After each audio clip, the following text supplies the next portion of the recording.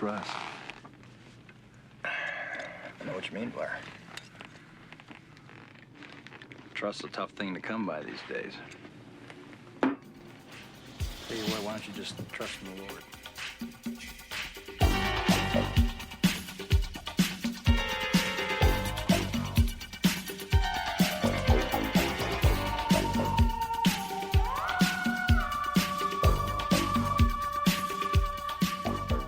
Coming to you live from the cozy confines of the U.S. National Science Institute, Station 4, Outpost number 31.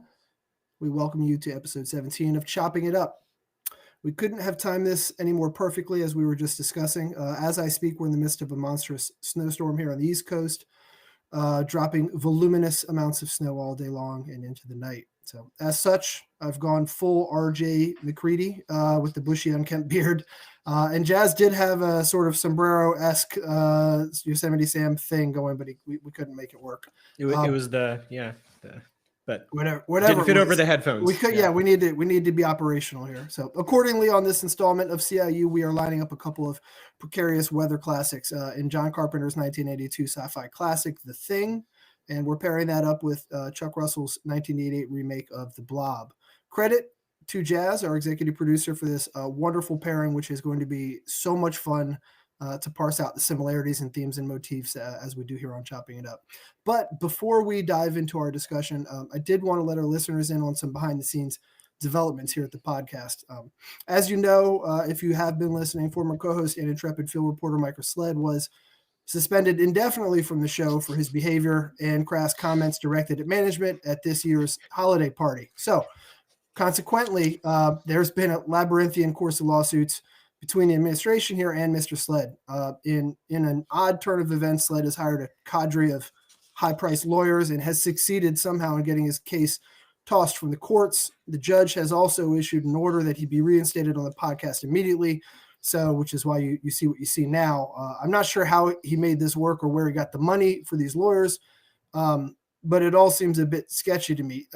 Sled, I see that you're there. I guess I'll be the first to welcome you back. But I did want to ask you before we move on here, would you like to clarify for us or let us know how you pulled this legal miracle off? As I understand it, there's some sort of benefactor who's unnamed in the court documents and whose identity you refuse to reveal.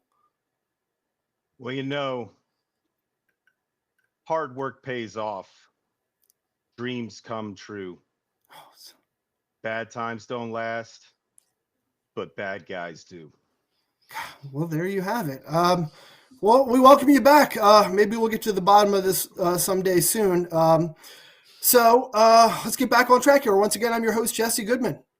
He couldn't whip cream with an outboard motor. Executive producer and co-host Jay is here. If you told him to act his age, he'd drop dead. Co-host Joel Reeves also joins us. He's made more men run than milk of magnesia. A hearty welcome back to the intrepid field reporter and co-host Michael Sled. And they call her Federal Express because every time she goes on a date, she absolutely positively has to be there overnight. Assistant producer, executive HR supervisor, Sector 8 drone, Jeannie Simone also joins us.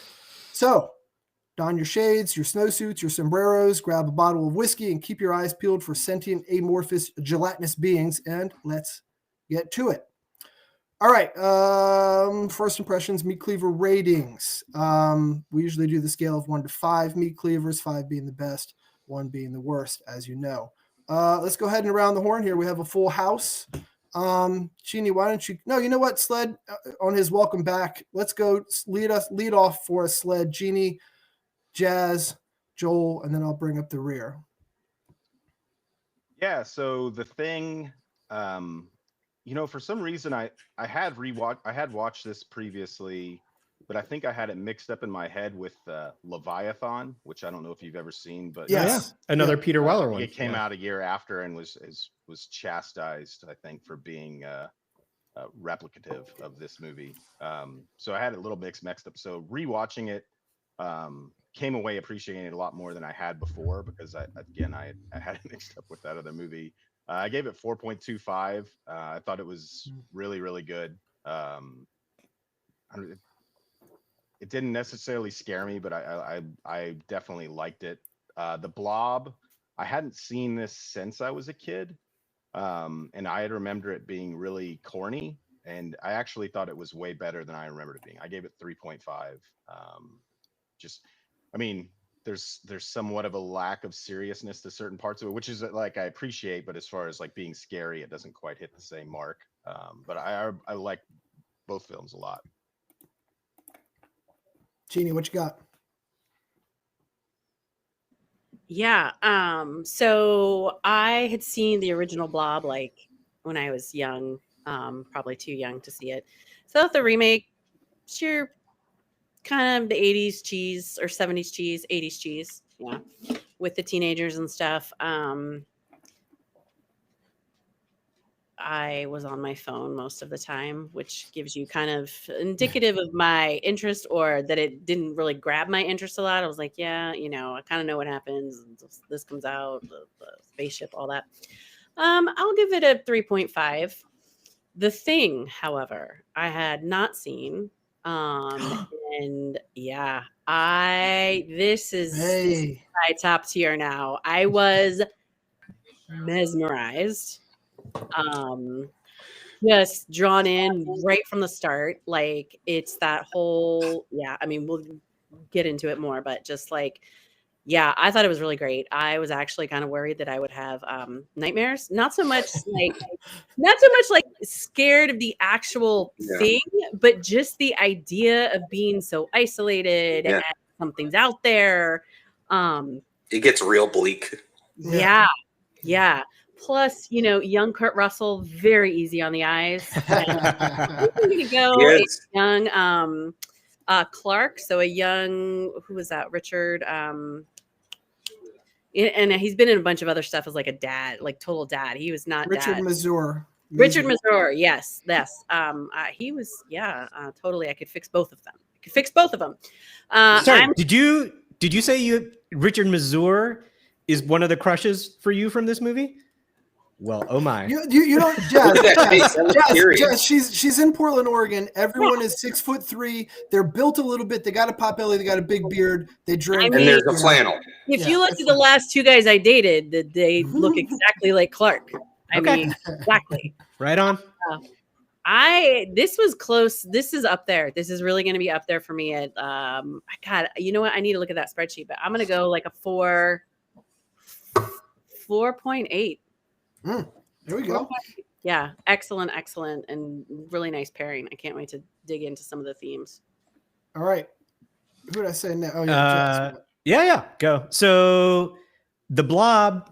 So I saw this forever ago on TV back in the day, and it's just like a really fun movie. It's just sort of like a great comfort sci-fi horror movie. There's nothing particularly scary about it, but the effects are, for example, just like off the chart good. I think they hold up today. There's a few of those sort of like, I forget the particular technique you call it, where you sort of like layer on the images on top of each other. Like a few of those. Stop motion, I think. Not the stop motion. It's something else, but like some of those are a little bit sketchy. But every close-up practical special effect not only holds up, it is superior to practically everything you see in film today. And it's wondrously 80s. Just like these references to like Banaka spray and all this shit. It's just like so much fun. Uncomplicated, just really well executed, both I think in story and special effects. It's like pretty tight. I think it does some fun twists on the original, which we can get into later. And then just like the absurdity of Kevin Dillon's like fucking Daryl Jenks soul glow hair is just like fucking out of control. Fucking Jaromir Jagr being channeled. Just like really, really amazing stuff there. So it's like a lot of fun. Not particularly deep or anything, just like a really fun watch. And I could just like forward to like every special effects scene and just watch those just for fun. Yeah. I think what did I do for this guy? I think I gave it a I gave it a 4.0. Basically, I basically bucket this in the same category as like Silver Bullet. It's just like fun to watch. Fun 80s, fun to watch. Now, The Thing is basically one of my two favorite horror movies, I would say. It's like basically this and the original Alien. or like the top two, with like, you know, Exorcist and The Fly kind of being like kind of the next tier of stuff for me. You know, again, I first saw it on TV forever ago. It's a fantastic movie to watch like in winter, or you're just isolated somewhere. Is pretty much the ideal COVID movie if you want to feel more depressed. Well, this is your siege horror, man. This is your shit. It is everything. It is everything that I like. It has like siege horror, the isolated location, cosmic horror, sci-fi alien horror. I don't know if you're familiar with like the TV concept of a bottle episode, where basically everything takes place in just like a single room almost, but this has that feel as well. And it's also just like, to me, this is Carpenter's best. And I love me some JC. And I think this is basically top of the pile for me, for Carpenter on top of that. And I really think, you know, we'll talk about like how critics viewed it and how audiences viewed it back in the day. But I mean, I think basically like its legacy has shown up every sort of like short-term review of it. And I think it's a legitimate work of art, basically all about at the scale of Alien. You know, I think it's a smidge better than The Fly. So I think my highest score that I've given on the show to date is this one is 4.75. And I just reserved the top 0.25 because someone might make a horror movie that's even better or something. But this is about as good as it gets for me. So. All right, Joel, what do you got?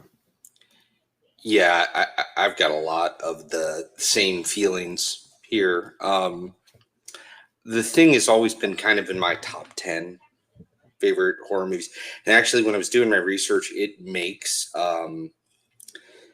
the top 10 on most lists for horror movies and most lists for sci-fi movies. Right, so it is really up there. I kind of set it as I would say like a 4.7 for me for The Thing. It's great. I watch it frequently. I don't get to watch it quite as quietly normally because of the nature of my house and everything. But my kids were all tired because we just got back from vacation, so I got to watch this kind of, you know, uninterrupted, and it was great. It was just a great movie. So like 4.7 for The Thing. I've never seen The Blob. I've never seen it. I don't know how. Just a blind spot. And I really enjoyed it. I mean, I don't think it's like, I mean, like Jay was saying, I think The Thing is kind of like almost high art, right? Like it's really, really good. I don't think that's the same way with The Blob, but I enjoyed the hell out of it. I don't know why exactly, but I really, really did. And I thought the special effects were great. I gave it like a 3.9. Nice. So that's me. Really nice. I'd seen The Thing before. I had not watched it critically. It'd been years since I'd seen it, and I'd only seen it once, I believe, maybe in spots, but not all the way through prior to that. I didn't watch it the way I watched it now. Like, you know, since we've had the podcast and we really explore a lot of the stuff, I didn't watch it with the same keen eye. So I'd seen the Blob, the 88 Blob as well, and I also didn't pay much attention to that. But just for clarity on The Thing, the 1982 Carpenter Thing, the source material for Carpenter's film comes from John Campbell. Well, the pen name is Don Stewart, under the pen name Don Stewart, but it's John Campbell's 1938 sci-fi novella titled "Who Goes There," which was later adapted in 1951. For the Thing from Another World, directed by Christian Niebe and written by Howard Hawks. So that's the one we're looking at. I gave it just right out of the gate. I gave it 5 meat cleavers, which we'll get into. But the economy of motion for it, there's like no wasted scenes or dialogue or anything. It does not get any tighter than what Carpenter did here. He doesn't waste any time. He drops us right into the middle of the action. No fat to be trimmed. It's got, like Jazz said, that sci-fi exterior, but there's also, for me, there's like that meditation on paranoia and conformity, on humanity and free will, and like all of these big themes. It's amazing how much he packs into the movie that you can break down from like both the technical perspective, but also intellectually. So the more I watched, the more blown away I was. And the effects, the practical effects, and I want to stress, I'm not overstating, I'm not being hyperbolic here. They're literally the best I've ever seen in any horror movie. So I can't recommend it highly enough. If you haven't seen it, I definitely recommend give it a watch.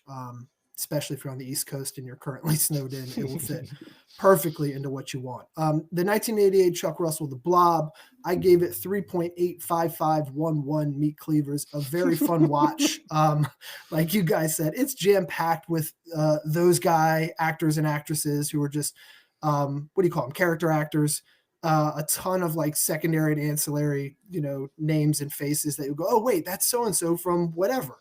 And I love that. So right off the bat, I was really into it. And I read or heard somewhere while I was researching this movie that it reminded someone of a Joe Dante Gremlins type vibe or flavor. And I can definitely see that.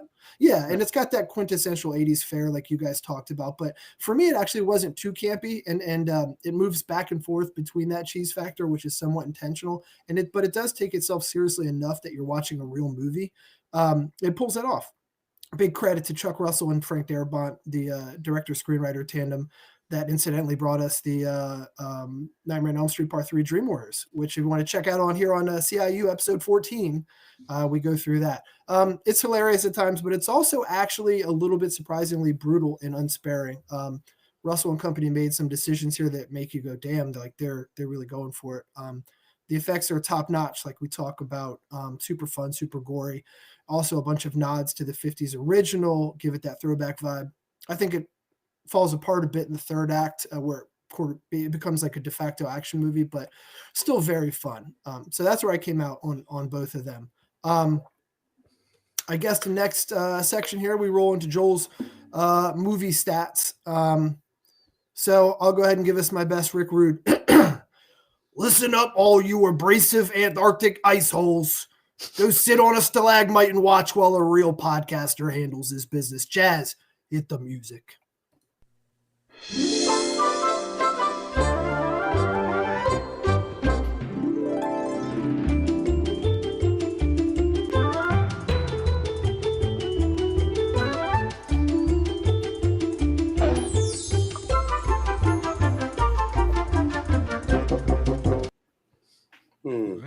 That's exciting. All right. So there's a lot of stuff here. I'm going to tell you up front, I am only going to go so deep into the actors because honestly, I think you guys will have a ton to say there. But there is a lot of interesting stuff around the extended cast, the directors, etc., and the source material. So without further delay, I'm going to start by just mentioning that both films are part of, how would you say it? Normally, frequently they're referred to in trilogies, right? So there's, I think we've talked to this before, but there's John Carpenter's Apocalypse trilogy, which is The Thing, Prince of Darkness, and In the Mouth of Madness. We've now covered 2 of the 3. And then there's also this thing that is, and I found this really interesting, a 1950 sci-fi horror remake trilogy, which consists of The Fly from 1958, The Thing from Another World from 1951, which is obviously The Fly and The Thing, and then The Blob from 1958. So there was something about that was really interesting to people. So anyways, just something to start on. I'm going to tell you the date that The Thing came out, and it's interesting to me, this specific date, because it came out June 25th, 1982. Jesse, ask me what else came out in June. Joel, what else came out in June of 82? Well, I'm glad you asked. A little movie called E.T. on June 11th. Also, another movie called Grease 2. Another movie called Mad Max Road Warrior. I think that was 2. So that might have been Thunderdome. I can't remember. And then on the exact same day, Blade Runner came out. So The Thing got buried. And I think Jay talked about this a little, but it got panned as well. I've got a quote from Carpenter that I'll read in a minute, but basically it hurt his feelings, and he took it pretty hard. It changed the trajectory of his career. So it did very much so. And he was in line to direct Firestarter. Firestarter, and he got fucking sacked. So it ruined his career. You know who else was? Ruined. I'm sorry. Go ahead. Bill Lancaster. Bill Lancaster, who was the writer, he's the screenplay writer for The Thing, was also he had already written a draft for Firestarter. Yeah. And both of them got canned based on the performance of The Thing. So anyways, jumping back to it, John Carpenter, I don't think I really need to go through his filmography as we've since done a bunch of them. But Bill Lancaster, as I was saying, he worked on this. He also oddly did The Bad News Bears. That was his movie. Yep. He died kind of tragically young at 49, which since I'm 48, I consider that very young. Well, he had polio as a kid, so he had some health issues throughout his. Yeah, exactly. Also, if you're Burt Lancaster's kid. I was gonna say that's another thing that'll probably make you die early is being Burt Lancaster's kid. But, That'll do it. That'll do it. Alcohol he probably accidentally consumed or drugs. So Jesse already hopped into this about John W. Campbell Jr. In his novella, Who Goes There. But I'll just give you a little tiny bit of background on that. It was August 1938. It came out in Astounding Science Fiction, which was a periodical of the time. The art for that is friggin' spectacular. The creature, I don't know if any of you have read it, but the creature is described in the novella as being purple and having 3 eyes when it's in its normal form. I prefer what they did with the movie, but the book is very, very good. The only other major difference that I can remember is, how there's the Norwegians in the beginning of The Thing, and they kind of did the dig, and then they're the ones dealing with the thing afterwards. It's all one group in the novella, from what I remember. There was way more characters in the novella too. There was like 37. There's like 30 people. Yeah. It's a one lot. of the things that Lancaster did was whittle it down to 12 or whatever. So. Which I think actually works a lot better. Way better. It's impossible. Though I still really, I don't know if it sounds like you've had a chance to read it, Jay, but I really, really enjoyed it. I actually tried to go on the internet, this is a few years ago, and buy an original copy. Apparently I don't have deep enough pockets. Anyways, so that's John Campbell. Cinematographer was a gentleman by the name of Dean Cundy. Now, you'll recognize his name because we talked about him for Halloween. Also, he worked with Carpenter on The Fog, Escape from New York, The Thing, and Big Trouble in Little China. Mm-hmm. He also worked with a director, I don't know, maybe you guys have heard of him, Robert Zemeckis, on Romancing the Stone, all 3 Back to the Futures, and Who Framed Roger Rabbit, and Death Becomes Her. So he's all over the place. Question on Big Trouble in Little China. Yep. Does that count as like a kung fu horror movie? I need I'm in for watching it. I don't care either way. Yeah, I love that movie. That's a great I would have to rewatch that before we make that decision. At this point, you and Jazz have opened my eyes up. I'm gonna start. I'll rewatch it, and we'll come to this. I'll still going through the underground at Chinatown, and it's like all the fog and the underground secret. I think so. I think there's definitely some body horror elements in there with that guy. Body horror elements, yeah. I tell you what, Dean Cundy. While we're talking about him. From what I read, directing the cinematography was he wanted to make, I think he said he wanted to make a black and white movie that was in color, if that makes any sense at all. So you'll see a lot of grays and whites and all that stuff that he plays off of the snow and stuff. It really is neat. It makes sense with the scenery, right? Like doing that in that scape, right? Yeah. I think the other thing that Dean Cundy did for the movie, which I think was only violated once by Carpenter, was he was very insistent that everything was shot real in the building. Like basically there was no fake sets in the building. The walls were the walls, and they positioned the cameras as like best they could because they wanted to make it look real and claustrophobic. There's only one scene, the one where everyone's in the room. I think for one of the autopsies or something like that, they're all in one of the medical bays or something, where they had to knock out a wall to get everyone in the same shot. But even that, Kundi was like upset about it. But anyway, he did a brilliant job. Yeah, absolutely.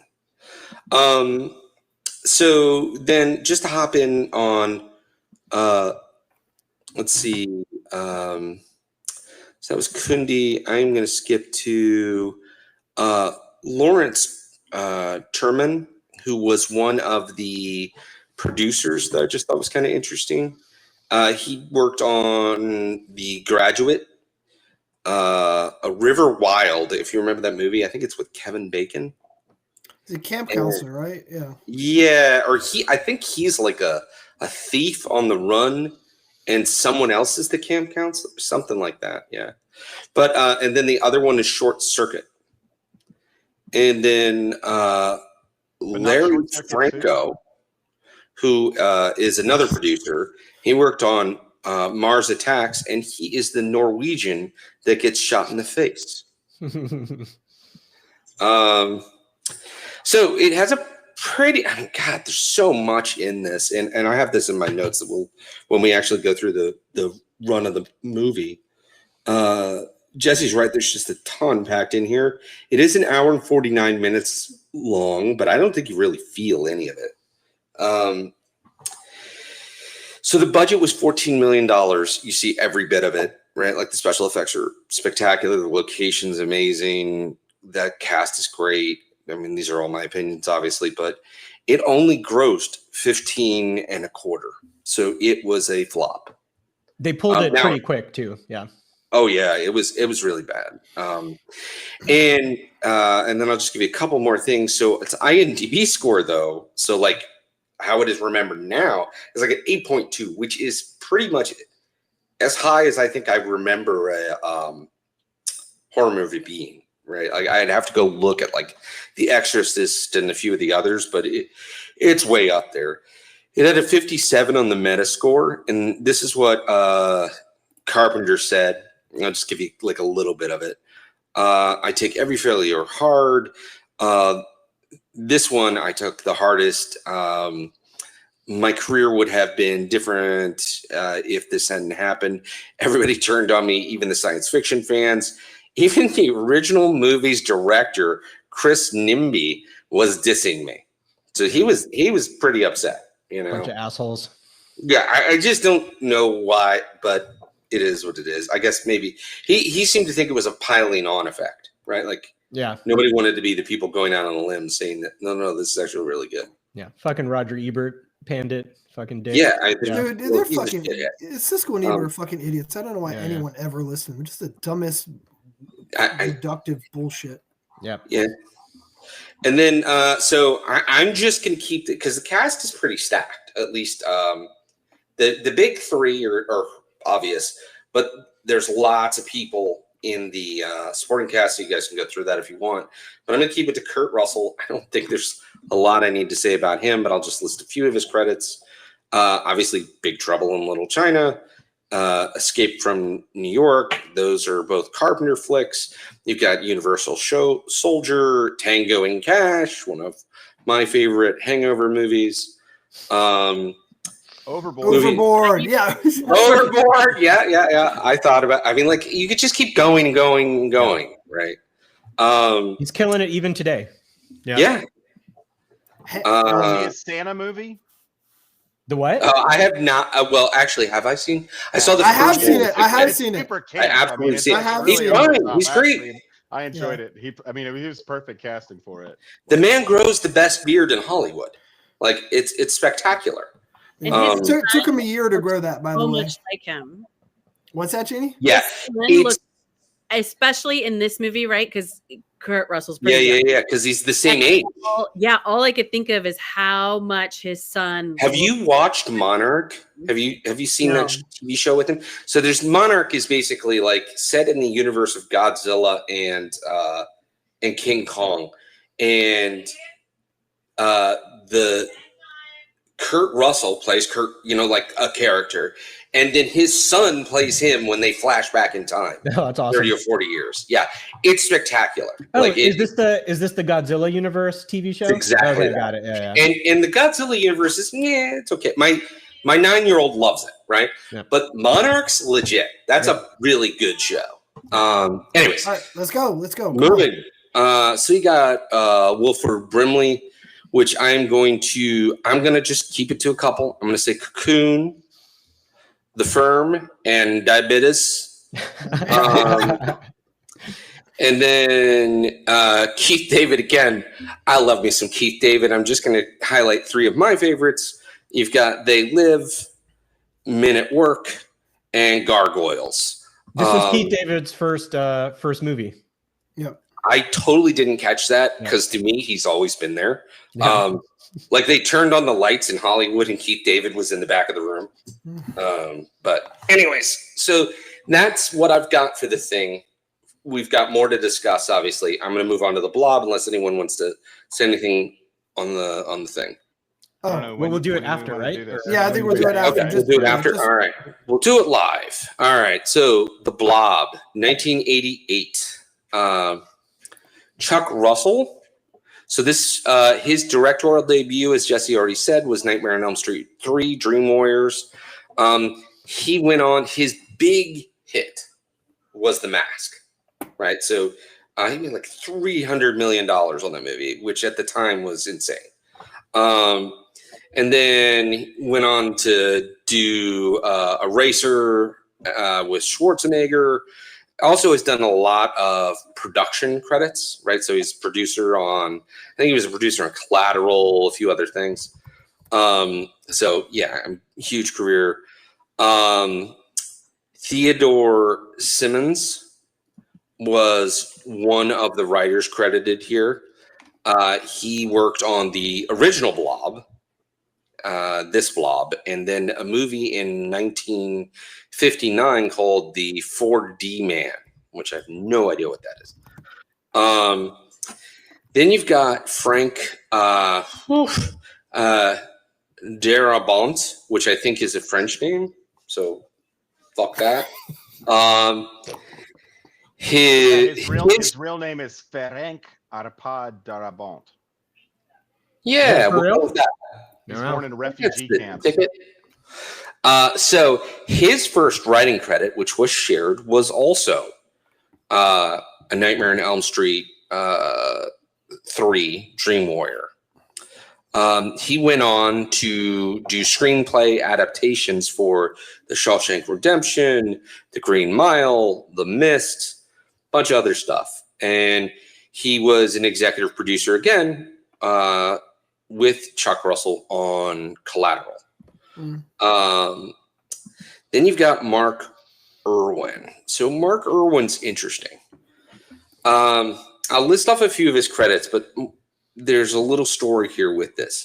So he was a cinematographer known for, I'll just give you 3 that are pretty big. Old School, RoboCop 2, which is the one, not the one with the ninja, but the one with the other big robot, I think. And then there's Something About Mary. He was also sometimes he flips back and forth between the director of photography and the cinematographer, but he was also on The Fly. And according to what I was reading, he was Cronenberg's like regular cinematographer until he was unavailable to work on Dead Ringers in 1988 because of The Blob.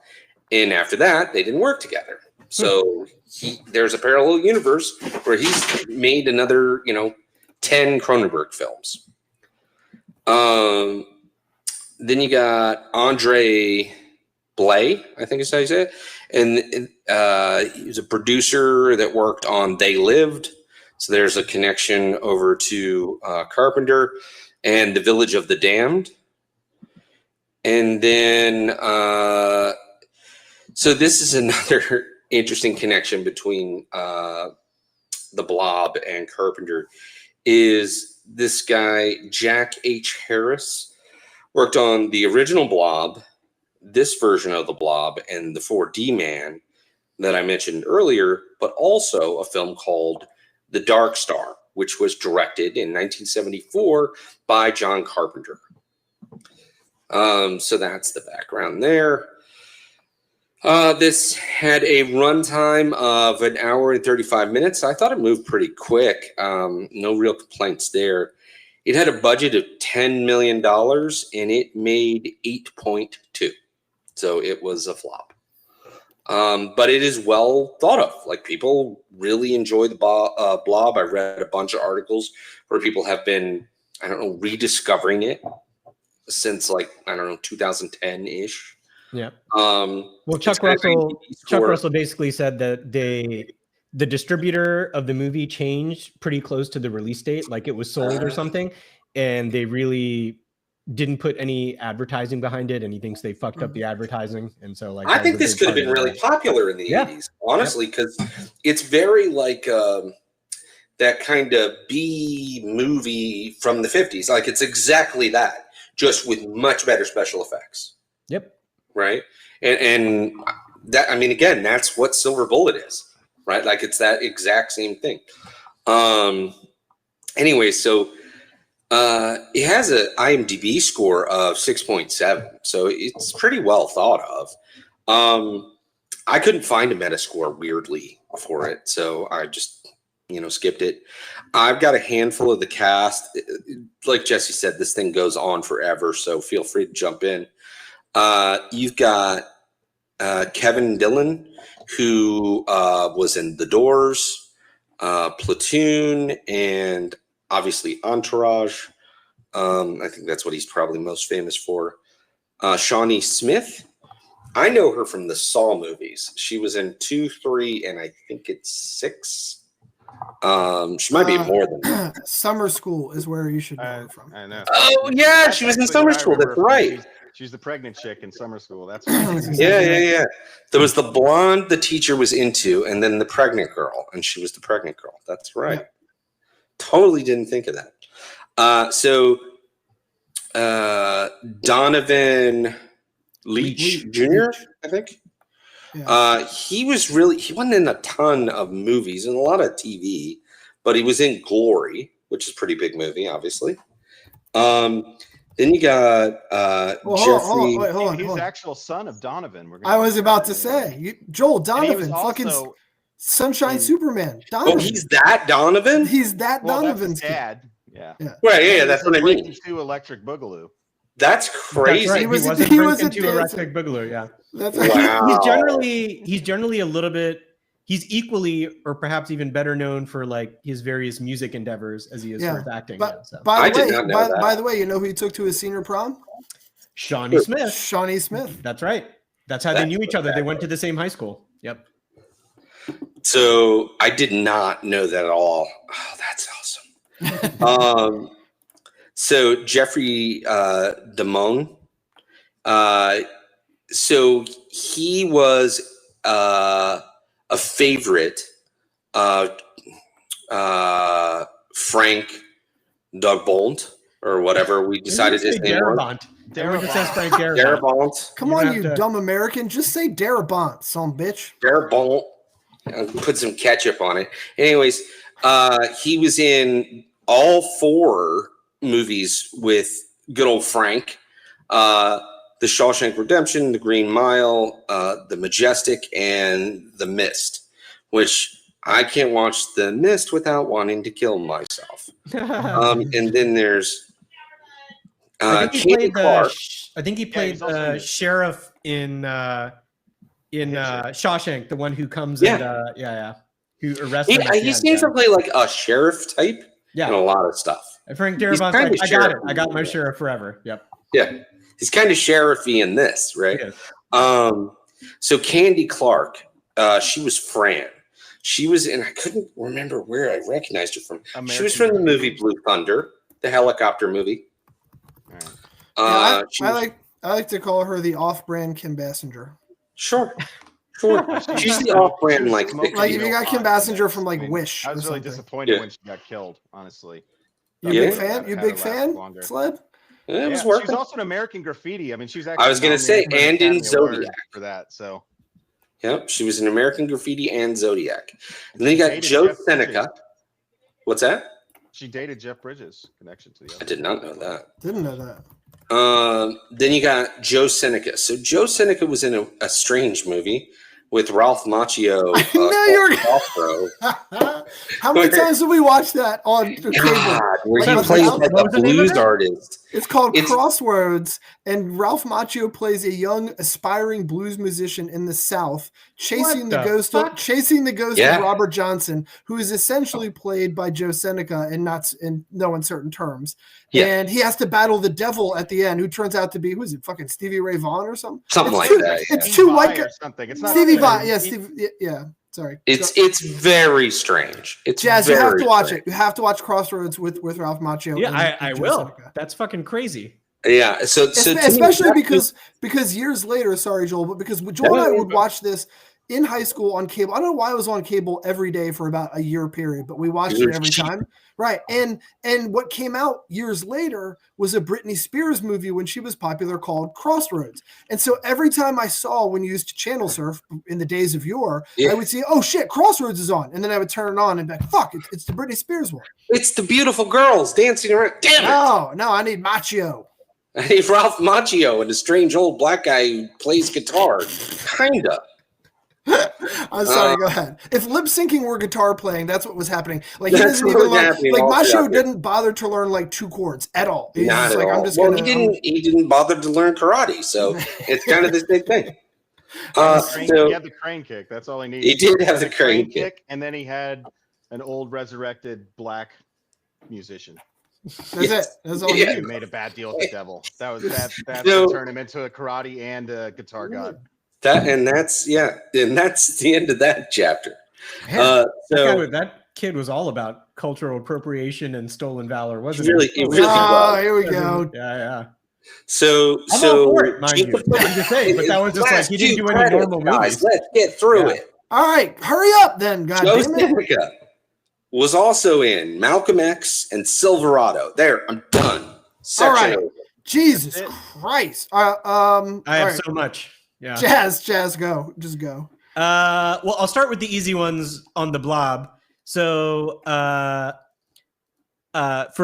Richard Grieco was considered for the part that Kevin Dillon ended up playing, which would have been something else. You could have seen Richard Grieco in a Jerry Curl. That'd have been amazing. And then Wait, hold on before you go anywhere. I'm going to one up you on that. on the Dillon, because I have another Kevin Dillon cast. Okay.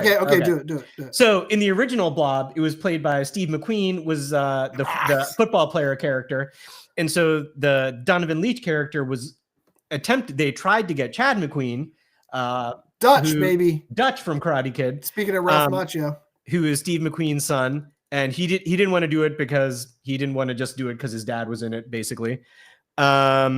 And by the way, I'm sorry, Jess, but there's no way in hell Dutch loses to Danielson in that tournament, which is why you'll notice the highlights. They cut out almost all the highlights of his match in the tournament against Dutch, because Dutch would have gotten in that ass. There's no way. Oh, I could go on and on about Karate Kid and the terribleness of Ralph Macchio and everything about that, but that's a whole nother podcast. A whole nother podcast. All right. / my thesis. Then Terry Hatcher was almost cast in the Shawnee Smith role, which I also would have been fine with, young Terry Hatcher. But my favorite connection was Eddie, the kid who gets eaten by the blob in the sewer. The annoying kid whose brother was the usher. You son of a bitch. Jeannie's going to go nuts. Ready? Jeannie's going to go nuts. Watch her face right now. The brother was played by Jameson Newlander, who you may know better as Alan Frog from The Lost Boys, one of the Frog brothers, the non-Frogman Frog brother. No, that's a wonderful one, but that's not where I was going. Hold on. Okay. Now really watch Jeannie's face, okay? Okay. The kid, right? Eddie, not his friend, who you just said was played by Alan Frog, right? Mm-hmm. The kid, actor's name Douglas Emerson, aka Scott from Beverly Hills 90210 who shot himself accidentally. Oh Yes. my God. As soon as you said Douglas Emerson, I was like, "Yep, that's Scott." That was the one. That was the only note I had for that. Jeannie and I are, but you can't get it past Jeannie. The Beverly Hills stuff is not going anywhere. All right, go ahead, Jazz. I'm sorry. Well, that's what I have for Blob. I have a metric fuck ton for the thing, but if anyone has more Blob ones. Sled, get some Blob stuff in. You got any Blob stuff or no? Let's see. So I think we already covered Chuck Russell, right? We covered Mark or Frank Darabont. I don't know how you say his last name. He was born in a refugee camp in France, but his parents had fled Hungary for France after the 1956 Hungarian Revolution. So I'm guessing that Darabont is probably a made-up name also, if his parents are Hungarian.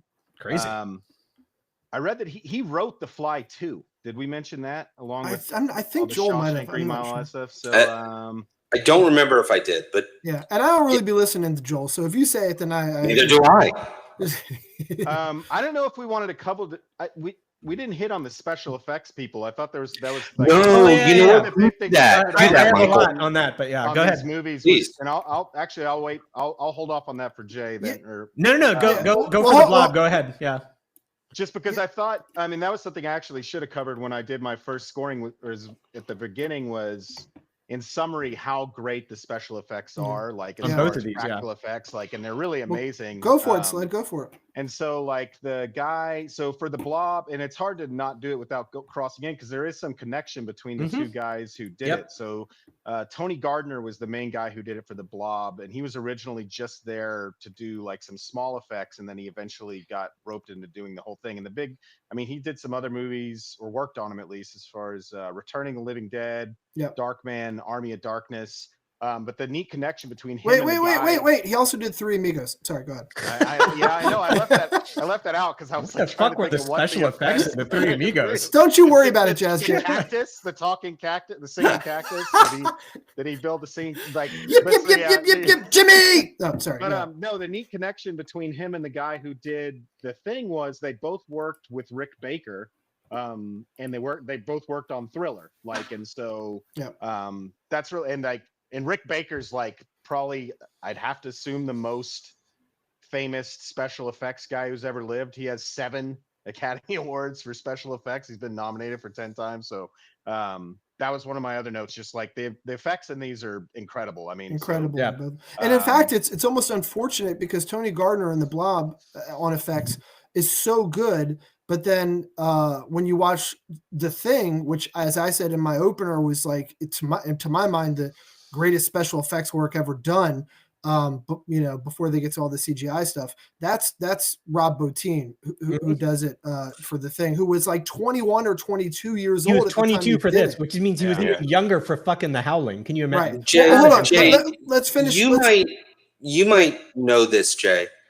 I think The Thing was nominated for special effects. No, you know what it was nominated for? The Thing was fucking given a Razzie Award for the special. Oh no, that was for the soundtrack. Sorry, never mind. Yeah, I think The Thing was nominated for the special effects and lost out to Poltergeist and E.T., but I could be wrong about that. Could be. I mean, it didn't win.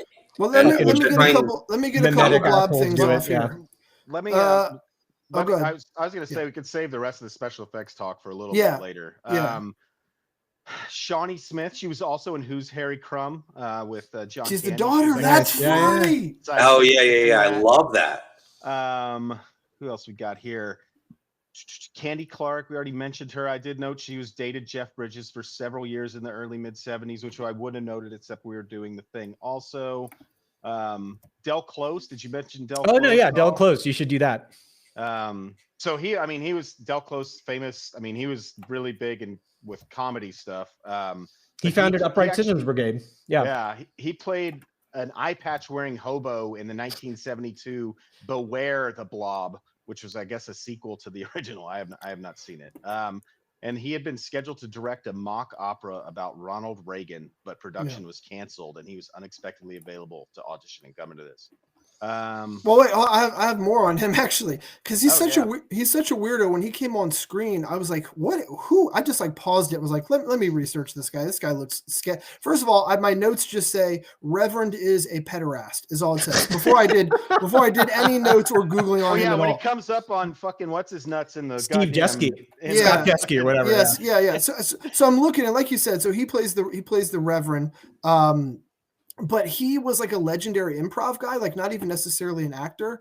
He ran away from home at age 17 to join a traveling sideshow, which is, I guess, where that entire trope started. He eventually toured with Ken Kesey and the Merry Pranksters, and he did lighting for the Grateful Dead shows. He was also the English teacher in Ferris Bueller's Day Off, and Bill Murray organized his final birthday party and subsequent wake. That's what I have on Del Close, who is a fucking freak show. Yeah, he's a legend. I mean, he founded Upright Citizens Brigade, which is basically the connection to like all the SNL people, like so many of the New York comedy scene and the West Coast comedy scene. He runs deep. Yeah. Well, I'll do if we're going deeper on Blob. I do have. Can I get some stuff in on the Blob? Yeah. All right, so they have the movie within a movie, which is hilarious to me. Like the kids go to see the movie in the Blob, and it's called Garden Tool Massacre, which I actually would love to see Garden Tool Massacre in real life. I wish they really made it. So wait a minute, hockey season ended months ago. Susie is making out in the car. She's played by Julie McCullough, who you'll remember as the love interest to Mike Seaver in Growing Pains. And she was in Playboy, I think, but I knew her from Growing Pains. She was hot as shit back then. The deputy here we go. That was going to be one of mine. Yeah. Is Emil from RoboCop, the guy who gets fucking melted with battery acid and then hit by the car. Is that where he's from? I didn't look him up. Yeah, I know that guy. He's the guy that got melted with the toxic waste. Yep. Yeah. It's that and they exploded by the car. Right? That's right. By the car. That's right. Classic. Well, actually, which is crazy because who was he on set with?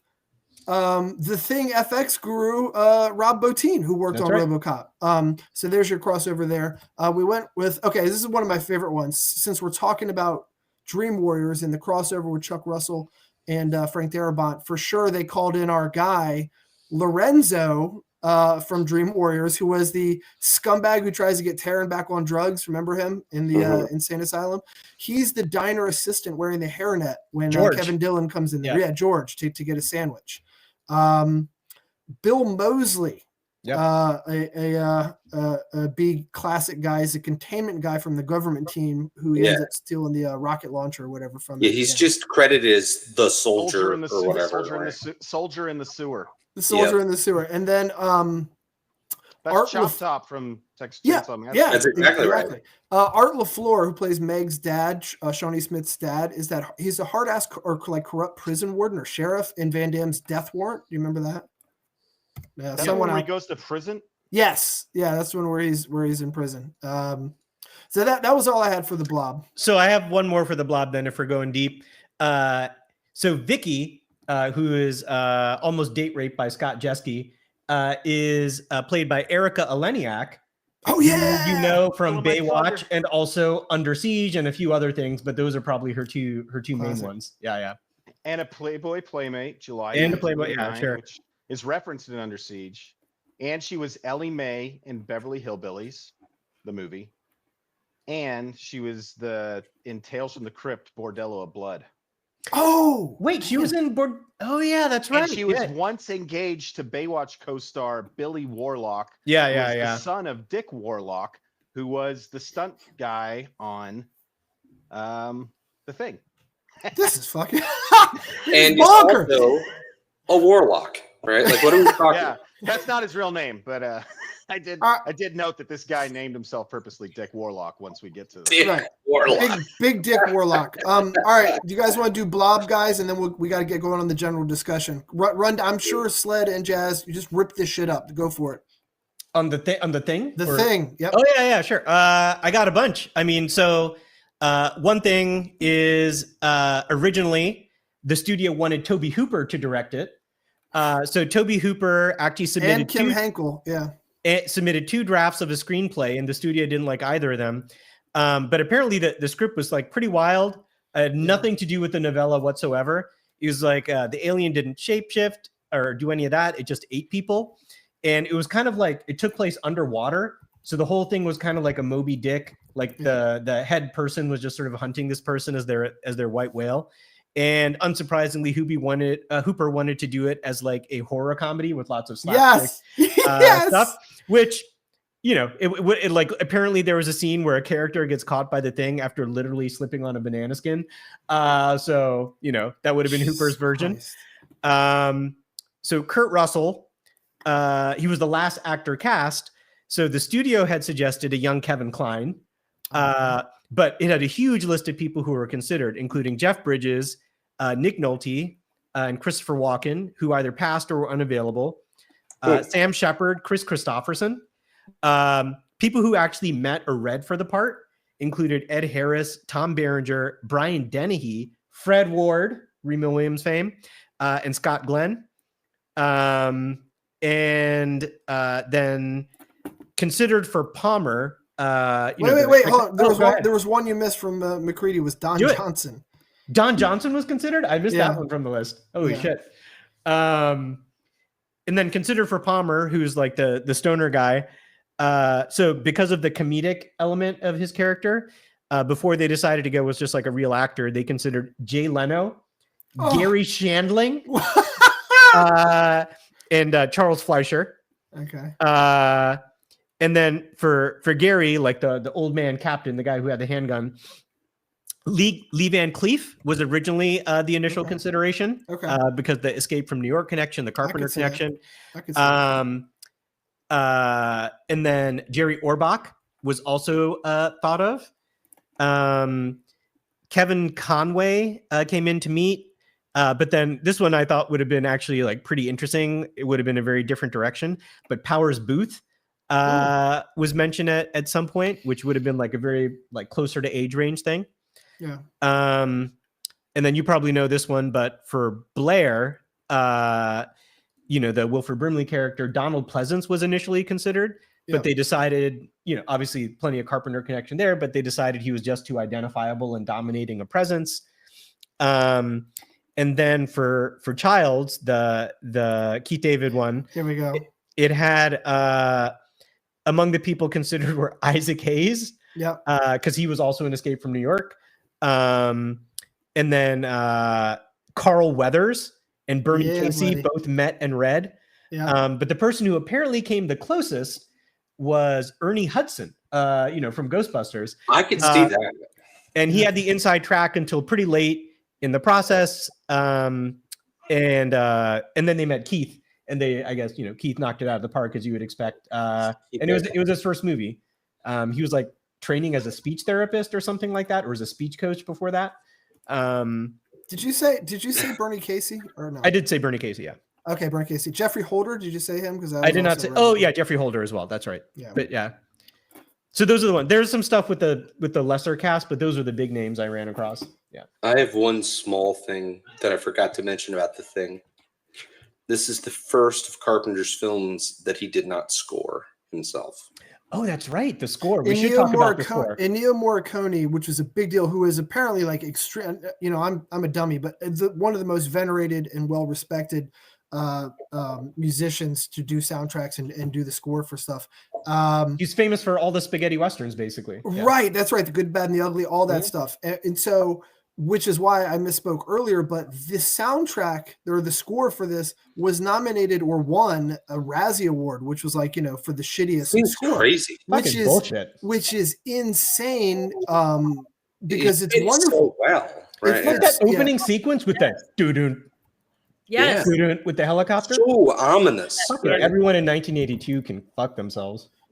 Yeah. Take that, dead people. That's right. Everyone who knew they're all dead. Wait. Did I have anything else for that? I think we pretty much cleaned out. We might as well. We might. Well, okay. So I did have one more thing on the special effects. I'll say then. So Rob Bottin, who was so overworked on this, he was hospitalized at some point because he was so overworked with the special effects. He enlisted uncredited Stan Winston, who's the person who was responsible for all the dog special effects from the kennel scene. So All right, let's launch into it, guys. We got to transition. I think we did the best. We could go on forever. We could just talk for 2 hours about that. But let's go to the general discussion where we talk about how the films fit in with the culture at the time and when they were released, major themes and what they mean to contemporary culture now. You know, have they grown into cult classics? Or are they forgotten, et cetera, et cetera? You know, what do they do for cinema? Do they break ground in terms of special practical effects? Did they launch an actor's career? Any of those things. Everything is fair game, and I do think we should sort of free for all here because there are so many themes and so many parallels. Does anyone want to kick it off? I've got one quick comment before we get into the discussion about The Thing. From Carpenter and everything I've read, he tried very hard, and I think did a really good job to keep this a pretty direct adaptation of the original. And I think that's worthy of note when we start thinking, like, its point in time is really like 1938, right? Like it's not 82. So I think that does play with some of the you know, the fears of like isolation and so on. Like the world was getting ready to tear itself apart, right? Like there's a lot of anyways, there's just a lot going on there. And I think it's like Cold War fears. Yeah. It's starting to germinate, right? Like all of those things. Yeah. So anyways, that was just something I thought was noteworthy. Yeah, I mean, I guess that big thing is while it's not expressly political, I mean, a lot of the stuff that we're going to talk about, at least existentially, the angst, like you said, the isolation, the paranoia, the anxiety, a lot of that, like you're saying, Jazz, you know, we're into the first term of Reagan, and the Cold War is ramping up. And so a lot of that plays into that. I think I'm not sure how the characterizations of each character like play into it, because like you said, there were like 35 or 37 people originally in the source text.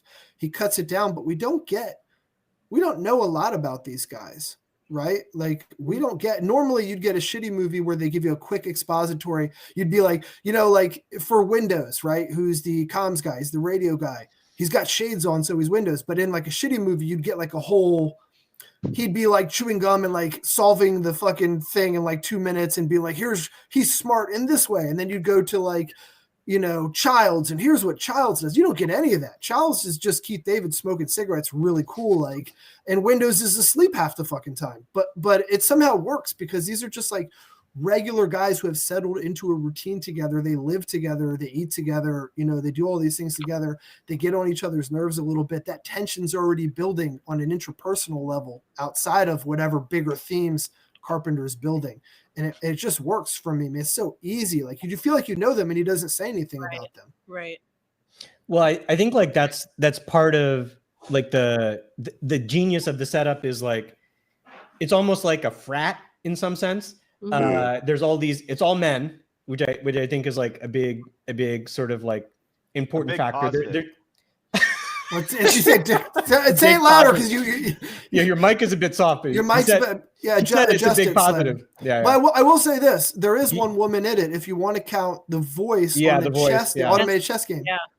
Adrienne Barbeau. We didn't mention, right? Who was married to John Carpenter. Director John Carpenter at the time, which, by the way, as soon as I read that, I immediately Googled a picture of John Carpenter from 1982, and I'm like, there's no fucking way that dude is betting down Adrienne Barbeau. But he's got the Riz. What are you talking about? Yeah, he's the one who can get her cast in fucking movie that he makes, so I'm sure she was more than game. But isn't that, speaking of Dick Positive, isn't that also the only female representation is her voice through an automated system, which he, as soon as she outsmarts him, what does he do?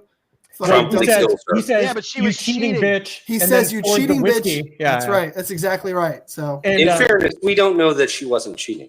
I think that there was a scene that was cut out where they show that she had declared victory before she actually got him in checkmate. I mean, okay. So if we're going to talk about the chess thing, let's talk about Jazz, before we do the chess thing, there was one more female character, which I'll forget later, which was introduced and then cut, which was a blow-up doll that McReady was supposed to be fucking. Yes. There you go. How about that? How do you feel about that being labeled a female character, Jeannie?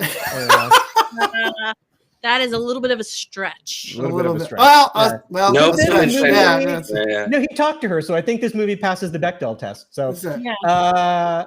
so Chess, no, you wanna but I talk think about like chess. that's the it's all men. It's like a frat, and I think part of the genius of the movie is like there's this camaraderie, there's this closeness, there's this I would say like brotherly tension, but not like animosity. It's the kind of like tension you have with like bros or whatever. But Yeah. but then like it all unravels with this like paranoia and distrust, right? And I think like that's kind of the genius of it, and like this kind of like how tenuous things are in the face of a threat, and how paranoia unravels everything, like distrust unravels everything, applies to so much. Like you could say like, oh, it's a Cold War thing, like Red Scare, McCarthyism.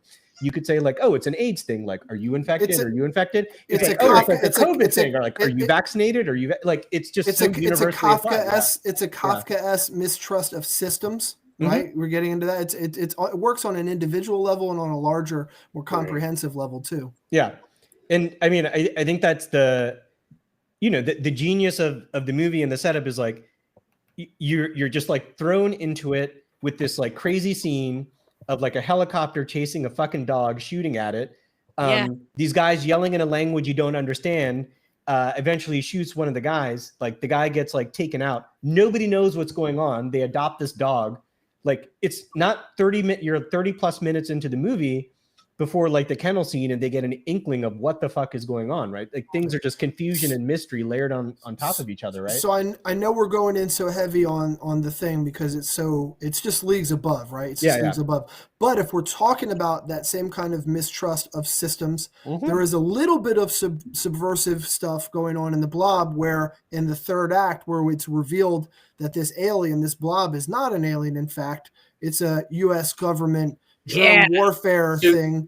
Yeah, I mean, I crashes. think the Blob is just too on the nose, I think, because that's the only where it really misses the mark, right? It's like it really like it's like rather than do it more thoughtfully like the thing does, like it just goes full on. It's like, all right, well, we're just gonna have these guys come in and they're, government, whatever. And then I mean, I did appreciate that they made what's his fucking name from the Kevin Dillon? blues player guy be like the Oh, ultimate Joe villain Seneca? of the movie. Oh. I thought Meadows, yeah. that was a risky move for the 80s, or not risky, but ahead of its time. So Genial old black guy turns out to be the real bad guy in the whole thing. But yeah, they just got way too on the nose as far as like, oh, this is a government plot, as opposed to. Well, I tried to look up the dates. So there's obviously like a big long history of governments doing human experimentation, like medical experimentation, and like injecting people with things, like spraying people in California with like random pesticides to see the result. So it's like I tried to like find out like when these things were revealed, if it was like somehow proximate to when the Blob happened. I couldn't quite get those dates. But yeah, I think it's a conspiracy movie. I'm curious, Jay. Right? I was thinking about this, that the Blob, so both have like the weird fiction elements where they're there's something that's outside of the natural laws, that's plunked down and everything. So I completely agree they have that similarity. But the Blob almost strikes me as more like the Crazies. If you've ever seen that movie, in that there's this like, in that movie, it's a virus, right? That the government cooked up, it got out, and then you have to deal with both the, what's that? I said that's OG George A. Romero shit. Yeah, exactly. And then you have to deal with both the disease itself and the government, right? And that's kind of where the Blob ends up, right? Yep. And I kind of love that, right? Like it's because now you've got like this whole new threat you didn't think about at all. I think the Blob also hits the thing which we've talked about in a lot of our movies of like, well, first the protagonists are teenagers, not adults, and basically the teenagers solve everything. The adults are useless or counterproductive or outright evil, right? And or sometimes all three. Yeah, and that is a contrast to at least McCready in The Thing, where McCready's like, well, we're all just going to sacrifice ourselves to save the rest of the world, right? So, but the Blob is very much like, here's the teenagers saving everything. Adults are useless or bad or evil. Authorities useless. So Right. I think another interesting thing, just talking about the creatures themselves, both these, like I said at the outset, these amorphous, gelatinous, things. In the thing, it's kind of I was listening to another podcast which mentioned this. I thought it was a really interesting point. It's like an inversion of the chestburster from Alien, right? It subsumes its humans, right? It's and this was a really crazy take, but it was like it's a settler colonial monster that insidiously takes over the agency of its victims, hijacking their life force to sustain its own, end quote. The Blob, of course, is more like an acidic vampire stomach turned inside out, which is what they wanted. The goal is human annihilation. The difference is in the thing, humans are more useful to the thing alive than dead, whereas it's the inverse of that in the Blob. So I thought that was an interesting well, I comparison. think I think like a definite contrast is the thing. I would say you could say fits pretty squarely in the cosmic horror genre, and the Blob definitely doesn't. Like the Blob is they go out of their way to talk about this is about weapons research, all this stuff, governments, weapons getting out of control. I think like the nuclear war, nuclear weapon sort of analogy is like a pretty clear one you could make I there. think they really fucked that up too. Like it seemed like an obvious writing choice. They could have done it to where they came in and were like, they wanted to weaponize it, like would have, rather than like I don't know. Yeah, Well, what he they did talk said. about it. He did say this is going to change the balance of power. I mean, if it had just been like something that hold actually on, just I have it landed and they written came down. there and were there to weaponize it, like I think I would have liked it more like than the version that they did. But I don't know. He does say it, but it's not. To Michael's point, it's not quite as overt as it could have been. But it's at like minute and hour and 5 minutes. Says our experimental virus, and it's this idea of science run amok. Like it's we had a thing. We were a thing. Sorry, we had an element. We were exposing it to radiation, which is like it's like in comic books where magnetism is like it's not a real thing. It might as well be magic, right? Like Magneto can do anything, right? So that's they take something and expose it to radiation, and it gets all sorts of insane properties. But that's really all they say. Yeah. What's that? Space radiation, mind you. Space radiation, as opposed to like sunlight, which is I don't know, space radiation, but whatever. So I don't know. I got a kick out of that one with it, but I think one. Oh, sorry. Go ahead. I know the only other thing I was going to mention is that like something you had said earlier that I just remembered, Jesse. It's the no wasted motion piece with the thing. Is that like when Kurt Russell goes to the camp with the Norwegians, and he sees that they killed it and they succeeded in killing it with fire, right?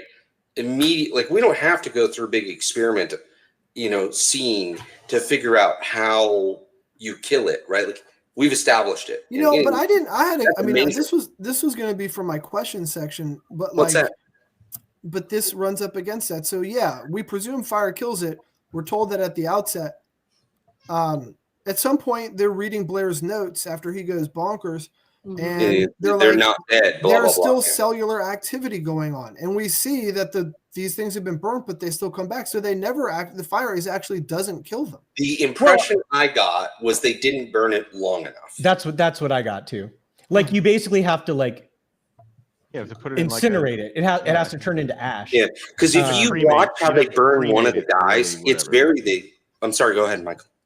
I was just saying you'd have to cremate it. You'd have to put it in like crematorium and turn it to ash. Right. Yeah. It's like you don't kill it the way you kill a human being, because basically from a single cell of the organism, it can like go back and reinfect and take over and everything. So okay. But I think go ahead. No, you go. I was gonna say I think what also really struck me was the influence the thing has had in like movies and TVs, like, and I'm thinking two specific instances, like Stranger Things, right? The Demogorgon straight from The Thing. I was like, oh, that's where they got it from. And I know, the Duffer Brothers have talked about all their influences. And then if anybody saw the last season of True Detective, I haven't seen it. the writer straight up said The Thing was her inspiration. Oh, that's awesome. A lot of parallels with it being like the Arctic and even like the explorers and the outpost, and even when they went all the way down underneath where Blair was, I was like, this is like straight up True Detective when they went down into the one area and they had everything set up. And so I think I'm just realizing the cultural impact that The Thing had on future TV shows and movies. Yeah. Now that you say it, even one of the special effects, I just saw this done not as well. When Wilford Brimley kills the one guy by jamming his hands under his skin, and then it's a great scene. That's in Deadpool and Wolverine. Yeah. And it's not as good. I mean, it's all the good. CGI shit just doesn't look as But good. it's just not as good, right? Well, that's the other thing about both of these movies. These are both pre-real CGI stuff. So now The Blob around 88 is more on the cusp of that. Right. There's one CGI scene in The Blob. Yeah. And God, you can see it if it's the one I think it is. Which one is it, Jazz? It is at the very, very end when the Del Close priest reverend character, he holds up the jar with the remnant of the blob that he collected. Right. That moving blob thing is the CGI. That's it. Oh, okay. I thought there was another one, but okay, that's interesting. So, and that's always been my take too, is the practical effects is the way to go. It's just like what Rob Bottin does. Apologies to Tom Savini, but I've never seen anything like it. It's just it just works so much better. It might look cleaner and it might be easier and it might be more cost effective to do it otherwise, but like, man, put in the work. Well, I think there's so many elements of why it works better. There's all the parts about like the actors' reactions to like a real thing. There's the parts about like it's physically there. You can just get levels of detail you can't possibly get from any level of CGI. And then, I think there's also just like there's one more thing I was going to say on it. Well, I guess I'll go with like just like the actors are actually like reacting to it. But yeah, I mean, it's just a fundamentally, just like the other thing I was going to say, right. So Rob Bottin was like on fucking set.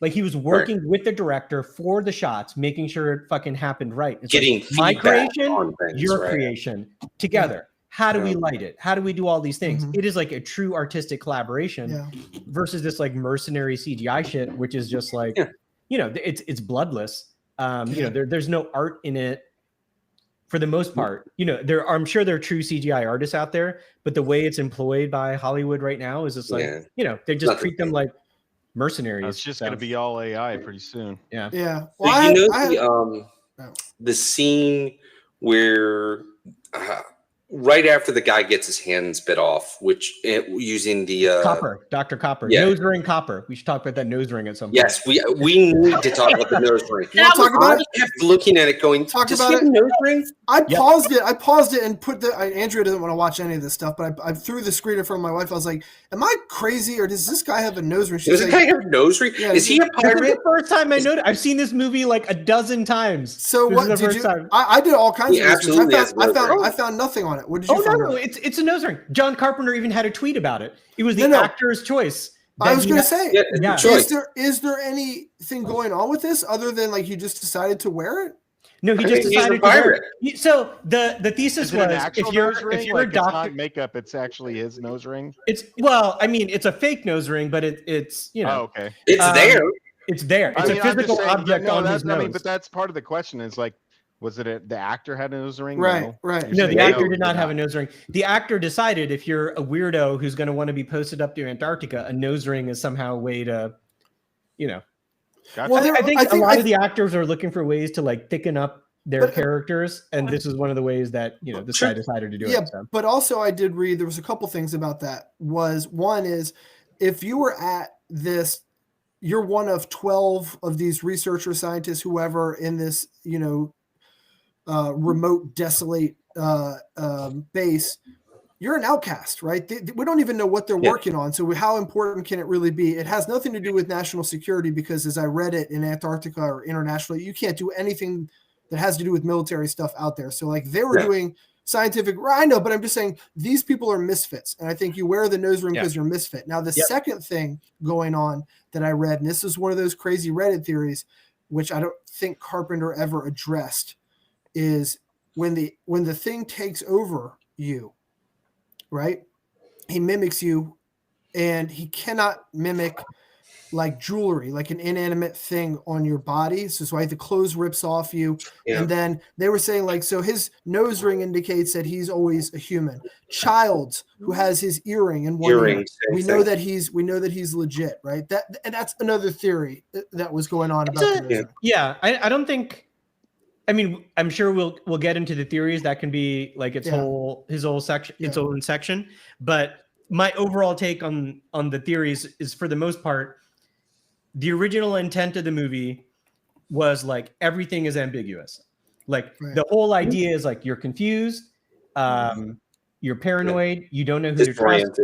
And even at the end with the whole child thing, like there's various theories, and even Carpenter has muddied the waters at a little bit at this point. But if you listen to the director's commentary on like the way back stuff, and if you listen to like what the screenwriter said, if you listen to Stuart Cohen, who initially sort of like brought this to Carpenter and everything, said it's like the whole idea is like these guys were mostly it's ambiguous, but they expect that both of these guys are human at the end, and most of the rest is like people just making up shit.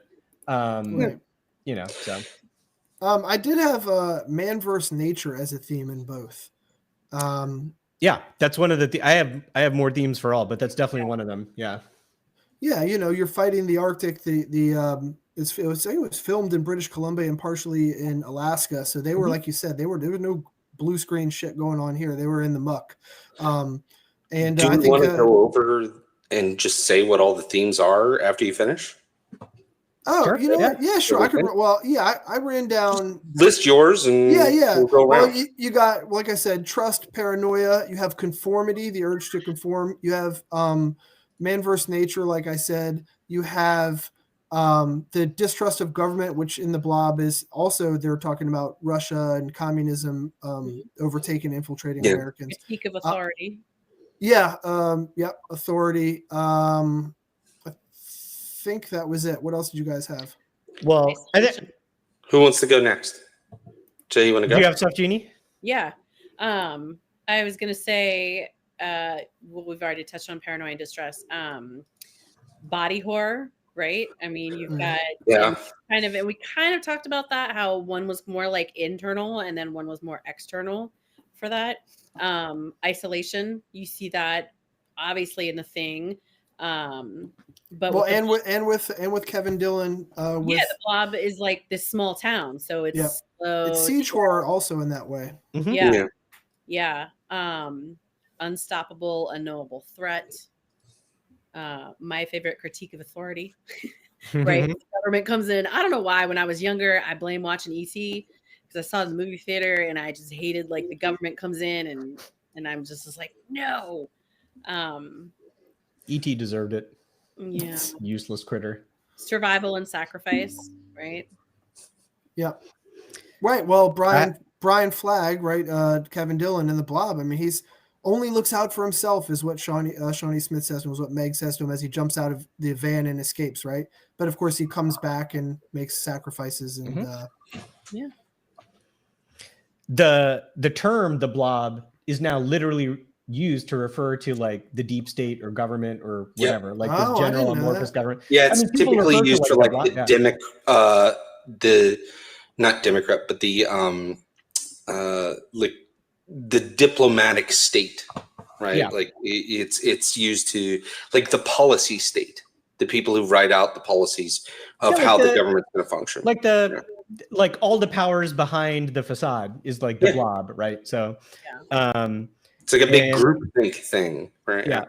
But the one you mentioned, Jesse, about like, and this is similar to something that we mentioned about the prime cuts that we did, is also just like the man versus nature, man versus the universe. So like the universe doesn't care about man, or like the hubris of man trying to master nature. And this is in some sense like the Blob wins over the scientist in some sense in the Blob, but in a different way. It's like in the Thing, it's like here you have literally humans at the frontier, like they're isolated, they're at the frontier, they're away from other humans, they're doing science, they're doing research, whatever specific one it is, and they're overcome by the unknown. It's not necessarily their creation in the way it is with the Blob, but it is sort of like in a sense like the hubris of the Norwegian scientists. Let's dig this thing up, let's blow it up, let's thaw it out, let's figure it out. That's the thing that unleashes this like ancient cosmic threat. I have two that tie into that, Jay. Yeah. Go shoot. So, well, they're two that really well because they're gonna tie into the cosmic stuff, right? It's the uncanny, right? Like I know they talk a couple of times about this being a perfect replica, but we know it's not, right? Like we know it's not because one, the dogs can tell the difference. Right, the dogs can tell the difference right away. Two, there's a test, right, that can be done. It's a very, very close replica, but it's not, and so that's inherently uncanny, right? Like whether you can put your finger on it or not, that's right. Like that's interesting. The other one was this, we talked about it earlier, like weird fiction, where something that doesn't obey the normal established laws of nature has been plunked down. In both cases. More so with the Thing, right? Because with the Blob, we kind of established it. That means it kind of is bound by the same laws. But the Thing doesn't appear to be at all, right? Like a single cell can replicate itself, right? Like, I mean, and that, I think those are both interesting. Those are both big in cosmic horror. Yeah, but also and the part that's the same in both is there's no human understandable motivation. Other than this is just a force of nature that's just trying to expand and consume. And like, that's all, I also had that the essence of humanity is free will, which is stripped away by the Thing. Oh yeah, that's a good one. But there's also more important things I think we should discuss, like Gary's eyebrows. Would you guys like to discuss what the fuck is going on with his eyebrows and why he hasn't trimmed them ever? Also, I had other important things if we want to discuss that. I think that was just an old British, like he was a British American actor. Those were out of control. That was just an old British man. Do you ever see like Charles Darwin's eyebrows? Those things were like what is going on here? Like the question that I could never answer. You ever see Charles Darwin? Buckwheat on the top of your eyelids. Yeah. You know how many times I've been asked that question? Right. I have other stuff like there's axes all over this fucking base. Was one of my so many axes. Just axes every 5 feet, which is like an outlet. Like when you remake a kitchen, you have to have like an outlet every 6 feet. It's like they're just knives every 6 feet on the wall. I mean, also it's just like, is it just a common thing for Antarctic outposts to have just like a huge amount of grenades and fucking dynamite? Because if so, that's even more reason I just want to go. A tremendous amount of just raw petroleum all over the place. And the flamethrowers. Flamethrowers. Not just one. 2 flamethrowers. Yeah. I also had the general labyrinthineness of it seemed very non energy efficient if you're trying to if you ever in the Arctic, Antarctic, it's like it's like all these like hallways we can wander around in and stuff.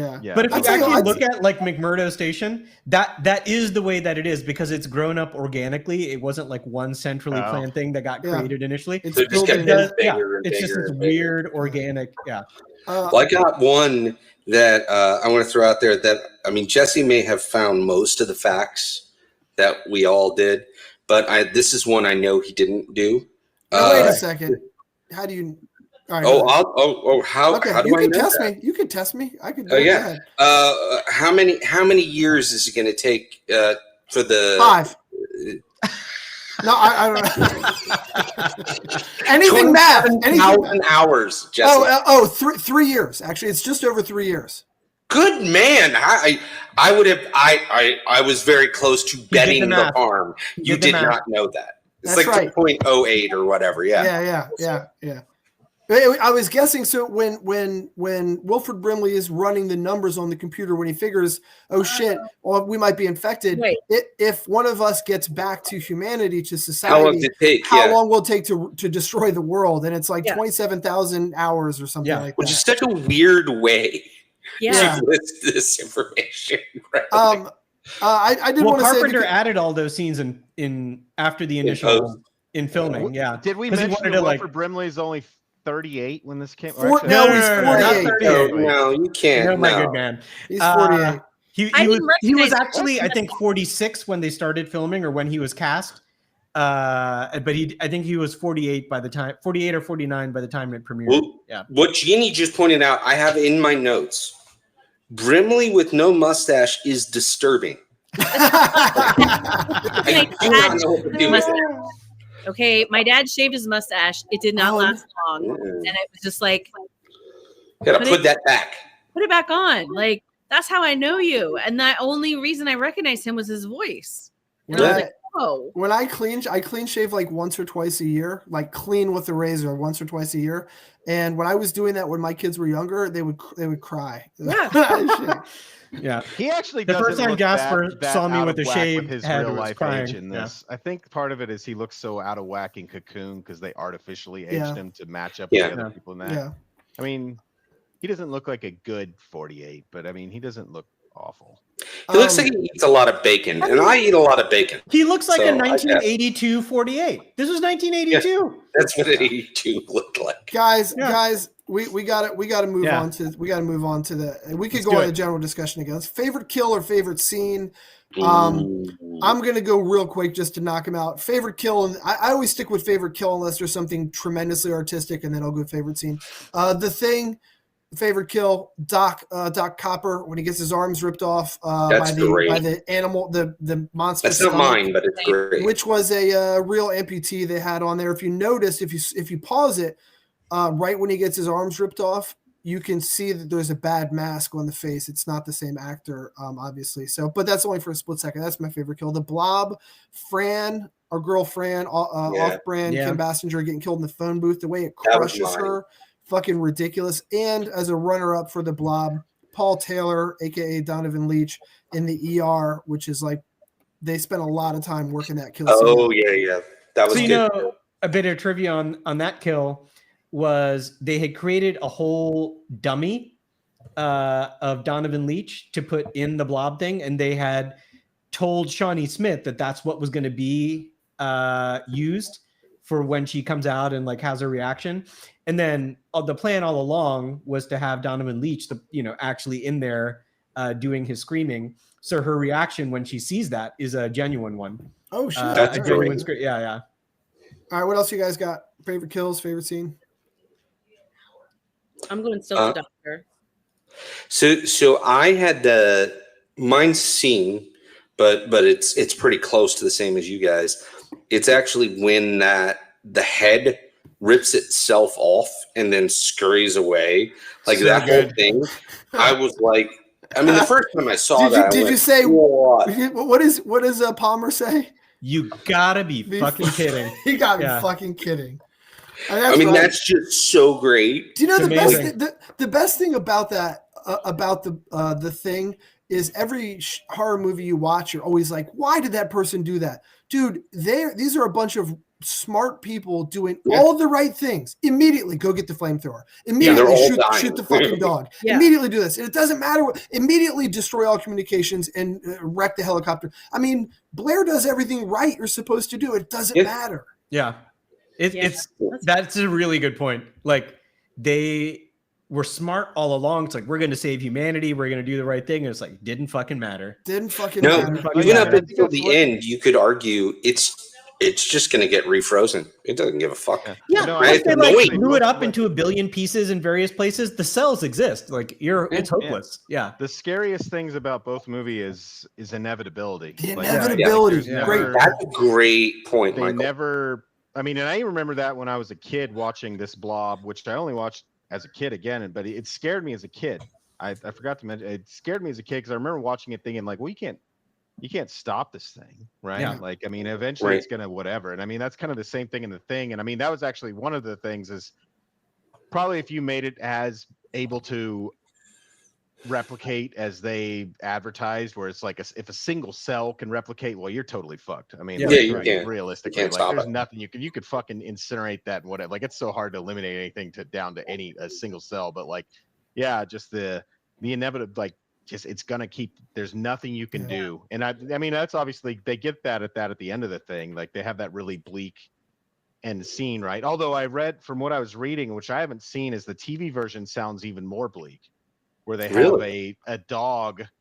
Right, it ends with another dog racing across the Jesus Christ. empty God. landscape of the But- Arctic, but to do you find know- another station. You Like, mean it's like, the version that they aired on TV? Is that yeah, what the you're saying? version that they Okay. made for Yeah. network, that was like what they did. I guess was supposed to, in theory, make it more. Yeah. Well, they had another. They had Which another. also Jed, the wolf dog, I forgot to mention. That's the same dog from White Fang. Oh, Is shit. it? Yeah. And it's a Jed wolf was a dog. great It's actor, a man. hybrid. It's a half Yeah. dog, half Malamute. wolf. Half. Vinny was Malamute. not. Vinny did not like those scenes. He's I tell you half what, Malamute, did- half Not bad. wolf. Malamute's Yeah, the type of dog. Yes, half Malamute, half wolf. And actually, the one scene where it's running across where it's actually being chased by the helicopter, it's a different dog that they painted to look like Jet. But the Yeah. dog was such a phenomenal actor. Carpenter was like thrown for a loop. He only had to shoot like 5 or 6 times. You know the take where where the dog is going down the hallway. And Oh it's my God, peeking I in the love that doors, one. right? He did that in a few takes. Like the dog was really fucking. That's one of good. my favorite You scenes could do actually. that and earn money. Yeah. Yeah, Richard, I guarantee you I Baxter screw it up. supposedly made good buddies with it by hanging out with it. That's, All right, wait, that's wait, your- wait. But we're that's your doing dude, right, Jeannie? Adult Richard Stanley Mazur. Uris That's from your guy, 1998. Clark. Yeah. Yeah. We'll come back to Clark later. Or something. I got something special about Clark later. Oh. So, So- favorite scene still? Well, or? favorite Oh, scene, favorite kills favorite and kill. Sorry. You want to go, Sled? Sure. Movie one thing. So we already mentioned what I have written down as the chest chomp scene. Yeah, I think hell yeah, Jesse hell yeah. covered how it was done. My second favorite actually was when it kills Gary, the lead guy, when it just the way Oh. they had it put his hands in its Oh. face and stuff It's was so just good. just got in your guts, right? Like it's just like, and then it like drags And you him off see it behind afterwards. like, yeah. He's like dragging him off by his It's Yeah, foot. yeah. Dude, it's so fucking gross. That was my number 2 after the chest chomp scene. For the Blob, I had 2 tops. So I had Fran in the telephone booth, Yep. which I just Mhm. really liked. I thought they built the suspense well in that. Like you're like, is she gonna get out of this some way? Like they've kind of built, they've given this character a little bit of build up. Like, you know who this person is. She's in this phone booth, like blah blah blah, and like they take a while before it finally just like crushes in the whole thing and like just like and you Well, think right she's before gonna- you see the head of the sheriff float by. That's and the the sheriff, blob yeah. she's flew it. like, Oh my so- God. yeah. like So, he had come so he had good. come to save her. They'd given a lot of time to developing these characters. Like we Yeah. thought they were gonna date. Like I Yeah. was actually like, holy That's shit. one of the things I love about the Blob. There's no sacred cows. Like they killed Mhm. whoever the Dude, fuck they Oh they killed yeah, wanted. and kids. well that That- gets to my next They killed kill, kids, which they is killed the Eddie, hero. Eddie in the fucking sewer. Yes. Yes, Murks go ahead, that Sled. kid. Doesn't even give a fuck. Like most movies like this, they aren't going to kill a little kid. No, it Yeah. like kills. It sucks him underwater, and then what's her fucking name? Meg. Dives Shawnee in there. Meg, She's yeah. gonna save it, and you're like, oh my god, like you're thinking in long she goes- lines yeah. of like Yeah, normal I movies, thought- like yeah. she's gonna swim around underwater and like come up out of there and like drag him off or something. But no, actually, what comes out of the water is Eddie. But he's like in the Fucking- Blob. I mean, oh. I don't know. The Blob had so many good kills, like you Yeah. already mentioned. Really getting killed, did. But wait, but uh, Sled on that kill player in the that, hospital where he's just like I don't know. There's so many good. Actually, this movie might have the best kills. I'm gonna go out on a limb here of all them. Like the number and quality of the kills in this might be the best ones. The of- FX in are my off the opinion, of charts. All the ones Yeah. I've Really, seen. but Like, it's Sled, just that like, kill- just the straight kill ability, like are amazing. that's that kid killing, which is like something where you're like, this is where what keeps the Blob from being too campy or too silly is that it is brutal and unsparing, like I mentioned earlier. So even as bad as that kid kill is in the sewer, think about the fact that it's bookended by his older brother, Alan Frog, who is desperately like pleading with the policeman, telling him where his baby brother is. Yeah. Fucking dead is Yeah. where he is. He got killed by the Blob. Like there's no mercy in this movie. Yeah. Other kills, guys. What do you got? Or scenes? I got so I really liked, so as a scene, I really loved, since you mentioned it, the husky stalking down the hallway. So yeah, like in the context of the movie, like you don't know shit yet. Yeah. You don't know shit. Right. And just Yeah. this thing of just this husky, like there's always this sparkling intelligence in its eyes, or Malamute Wolf Hybrid, the dog. Like there's a sparkling intelligence in its eyes. It's always watching things carefully. Finally, everyone's asleep and it's going stalking down this hallway, making these very considered decisions. Finally pokes its head in this door where a shadow of, you know, one of them who you don't know, turns out it's a stuntman because they didn't want the shadow to be too revealing. Excellent. Is the person it goes into. Like, I absolutely love that scene. And then the other one that hasn't been mentioned, I really love the Bennings kill, like where Bennings died. So Bennings was the guy who gets killed out in the snow when they first realize it can imitate humans, and they see him and it's the top of the, you know, most of him is normal, but part of him hasn't been fully changed yet. His hands are just all, and it's just like, it's like the same thing that I sort of love about Invasion of the Body Snatchers. It just sort of like turns and looks and he's like, but he's I got don't like, even love like that it when scene. you just did it, Jay. yeah. Like that. It was, he's got like dead incredible. eyes too, like no recognition. You know, it's not him. You see. Well, that that's it's the an same thing imitation. as when Palmer loses it. When he gets identified as a thing, he's shaking. His expression never changes throughout like the whole like thing. Anyway, I love the Bennings kill.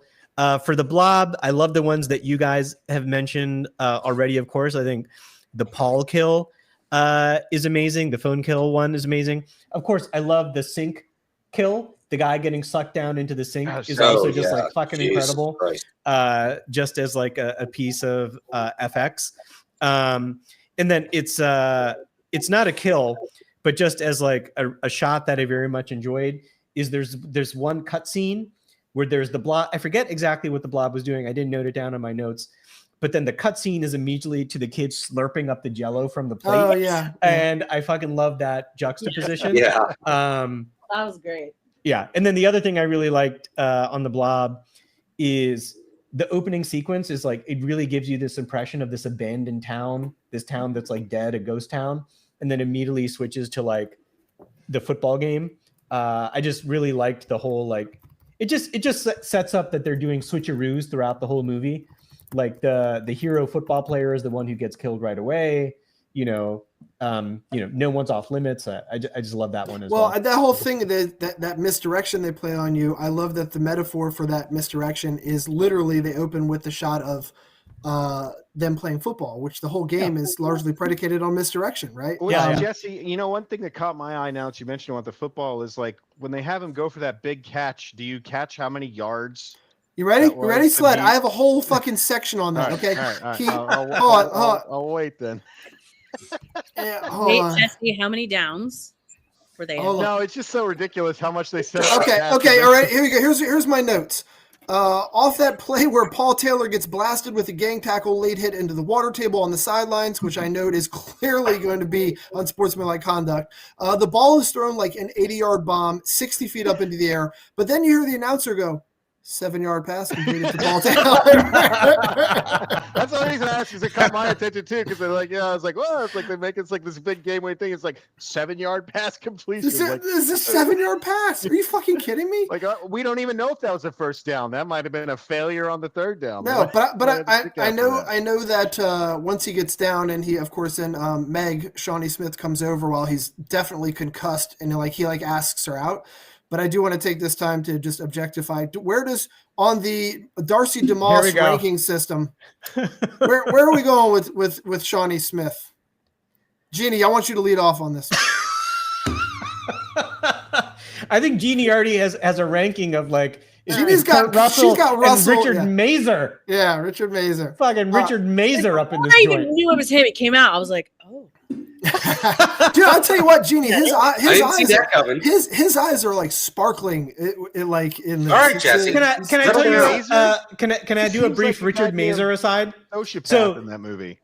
My brief Richard Mazer aside is sometime when I was a kid, on like WDCA 20 or whatever the fucking channel was, they would occasionally show these like made for TV movies from like 8 years ago, from that time.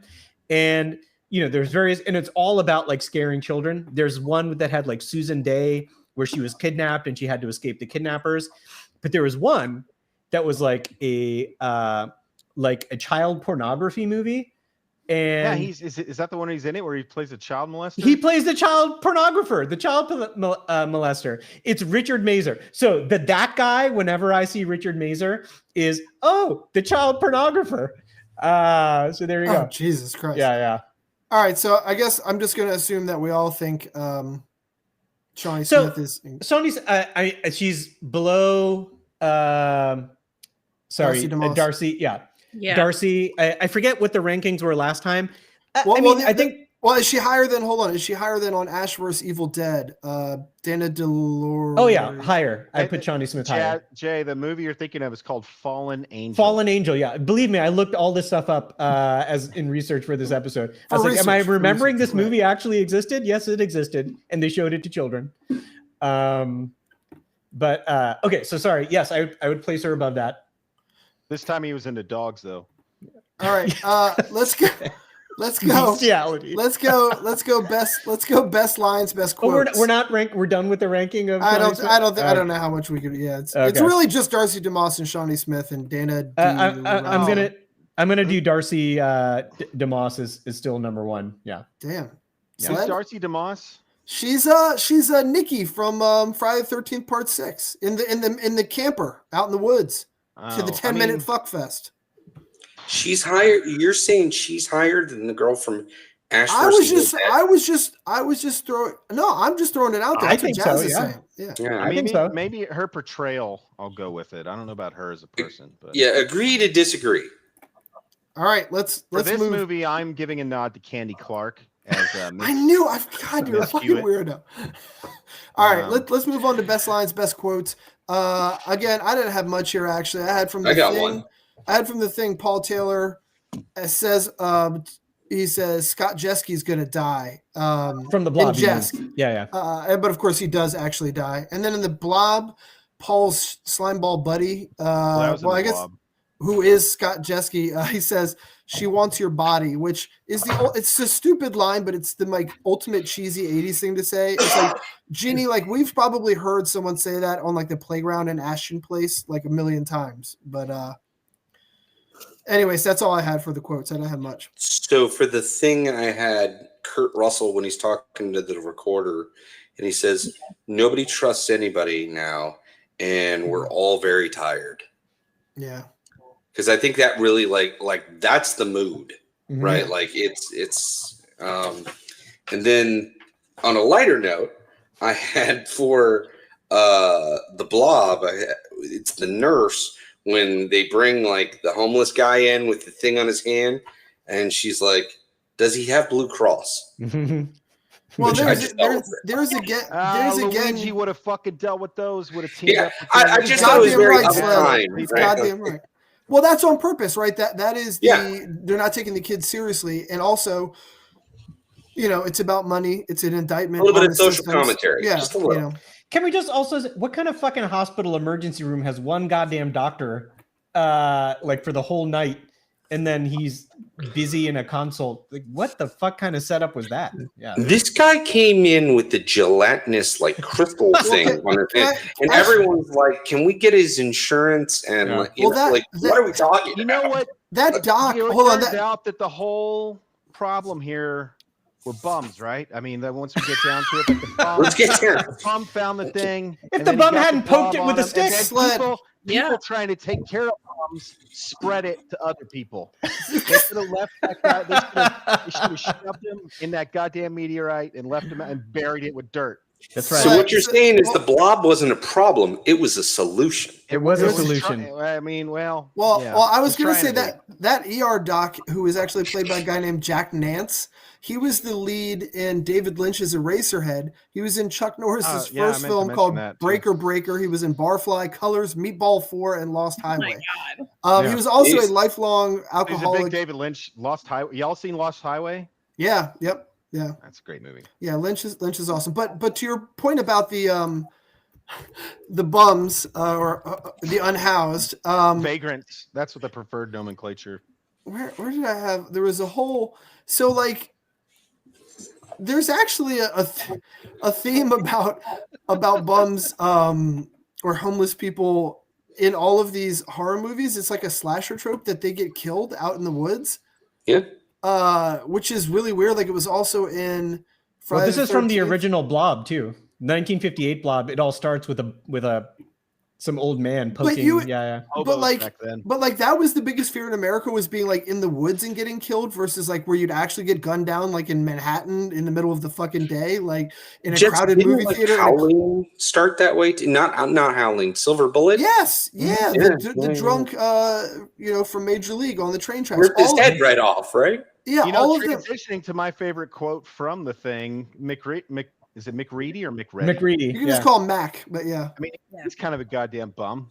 That's my favorite quote from him in it. Or what my second favorite quote from it is when he's talking to, he says, "I'm tired of talking, Fuchs. I just want to get up to my shack and get drunk." And get he's very, well, his whole backstory. So the backstory on that, which got cut, was that he was a Vietnam vet, helicopter pilot. He had seen some really bad shit, which is why you'll note, well, he's got the drinking problem. He automatically wants to take himself out, talk about conformity and things like that. He's in his own shack that he spends most of his time in, playing chess by himself. He also is, if you watch, and this was something Carpenter mentioned, he's largely unfazed at the grotesque, disgusting corpses and disfigurement. He's the one who doesn't react the way you think that they'd react. He's very calm. He's very rational about it. He also like doesn't hesitate to do things that, he pops Blows away that dog trainer. He pops Clark without thinking about it. No remorse.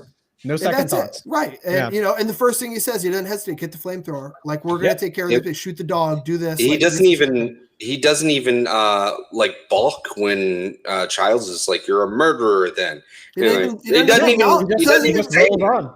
moves on with his day. Yeah. Yeah.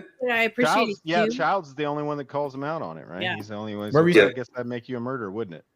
Yeah. What were you saying, Jeannie? I think what I appreciate too with the thing is like the pacing of it, right? Yeah. Oh yeah. And I think part of it too is that we didn't need to really go into the background of all the characters, right? And I think there was like a sense of like realism, right? Because they were just like, we're gonna do this. Like somebody said it before, like you're usually screaming at the screen, like do this. They did those things Mhm. that like normally do. I also thought it was pretty clever how they figured out the blood thing. Yeah. That was all McReady. Love McReady in that. it. Yeah. Yeah, when he did the like electric thing. Yeah, to I it. love that stuff. Yeah. His That mind was- was loose from the alcohol. All right. Well, I got let's move- quotes. Yeah, Oh, no, quotes, yeah. and then we got to move to tidbits and trivia after that. I We got a couple Jess. more Okay. quotes. So Oh, go ahead.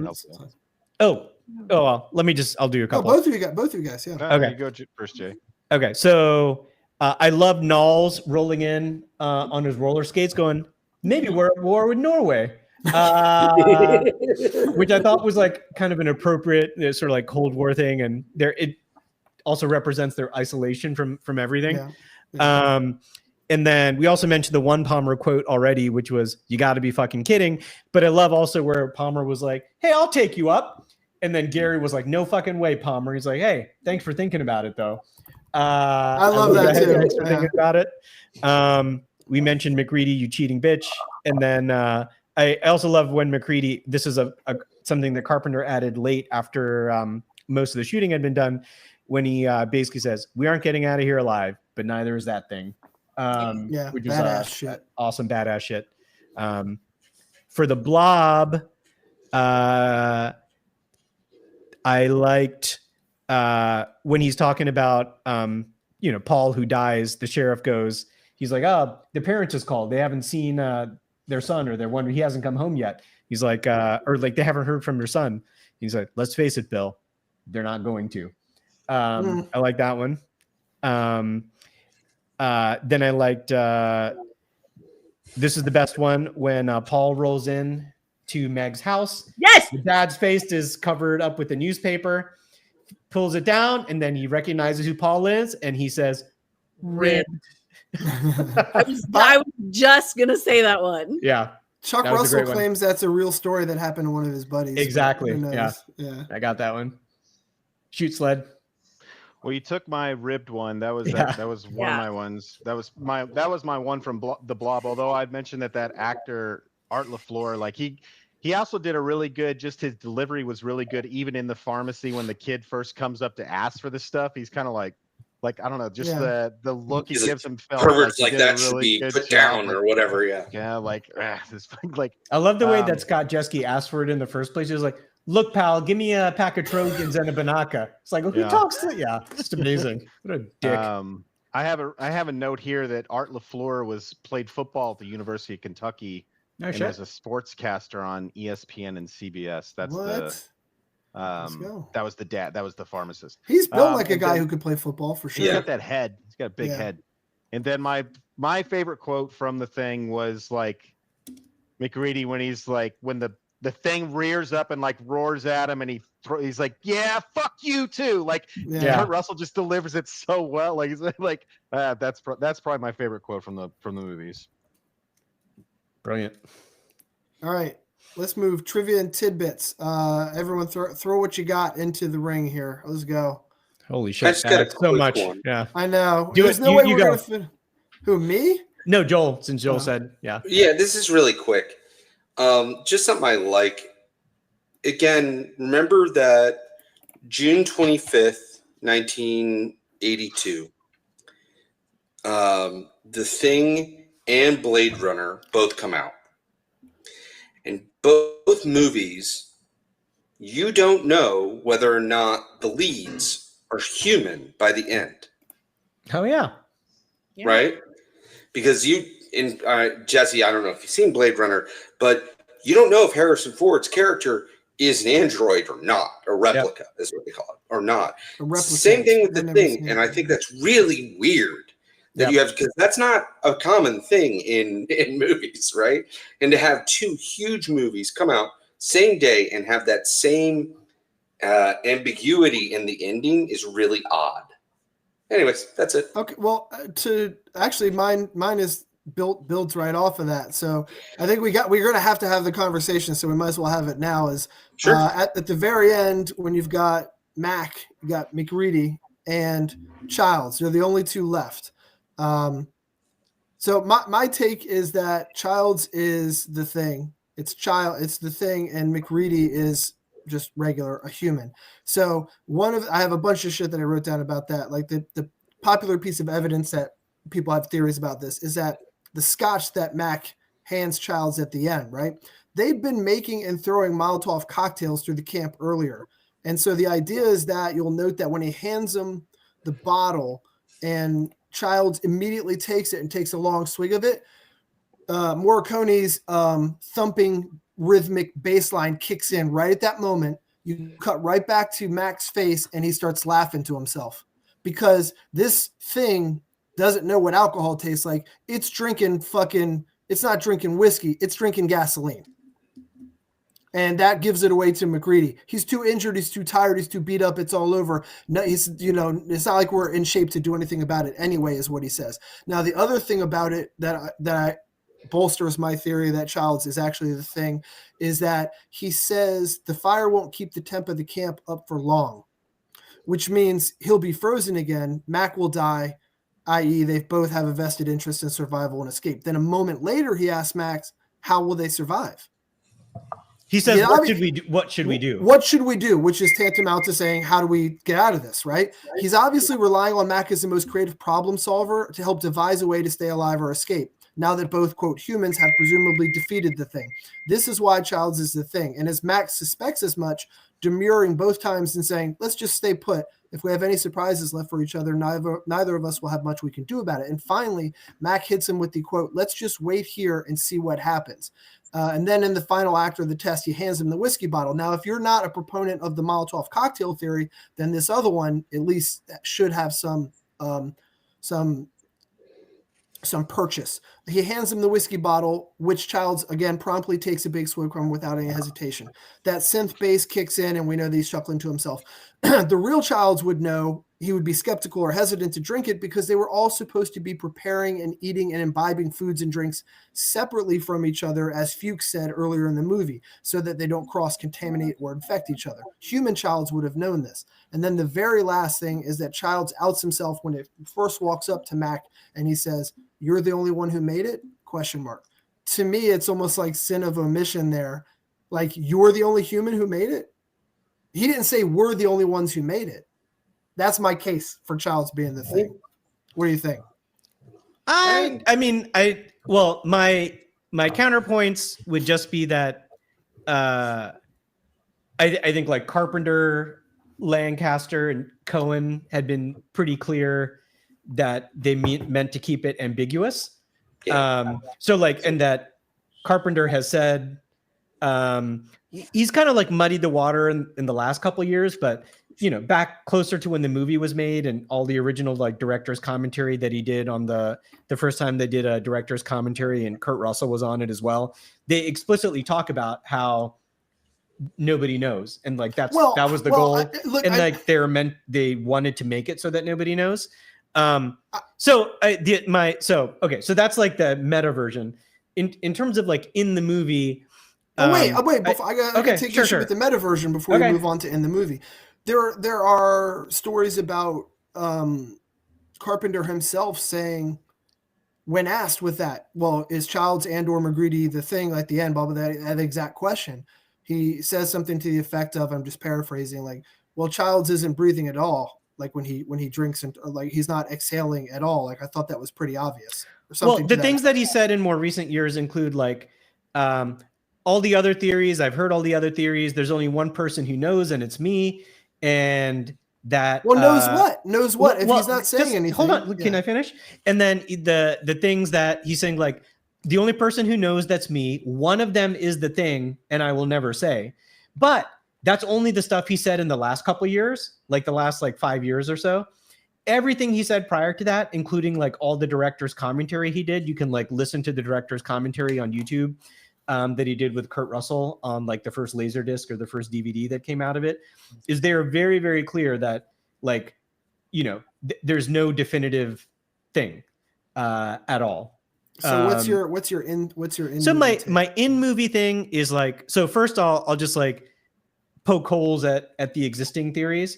Okay. So Childs' claim is he went to go chase after Blair, and he got lost in the storm. Yeah, you get lost in the storm, you die there. I thought that's why they're tethered to ropes. Well, the storm partially cleared, but the way he found his way back was the explosion. Like, that's the only way he found his way back, is there's a big fireball now that's lit up the camp, and he can find his way back to camp.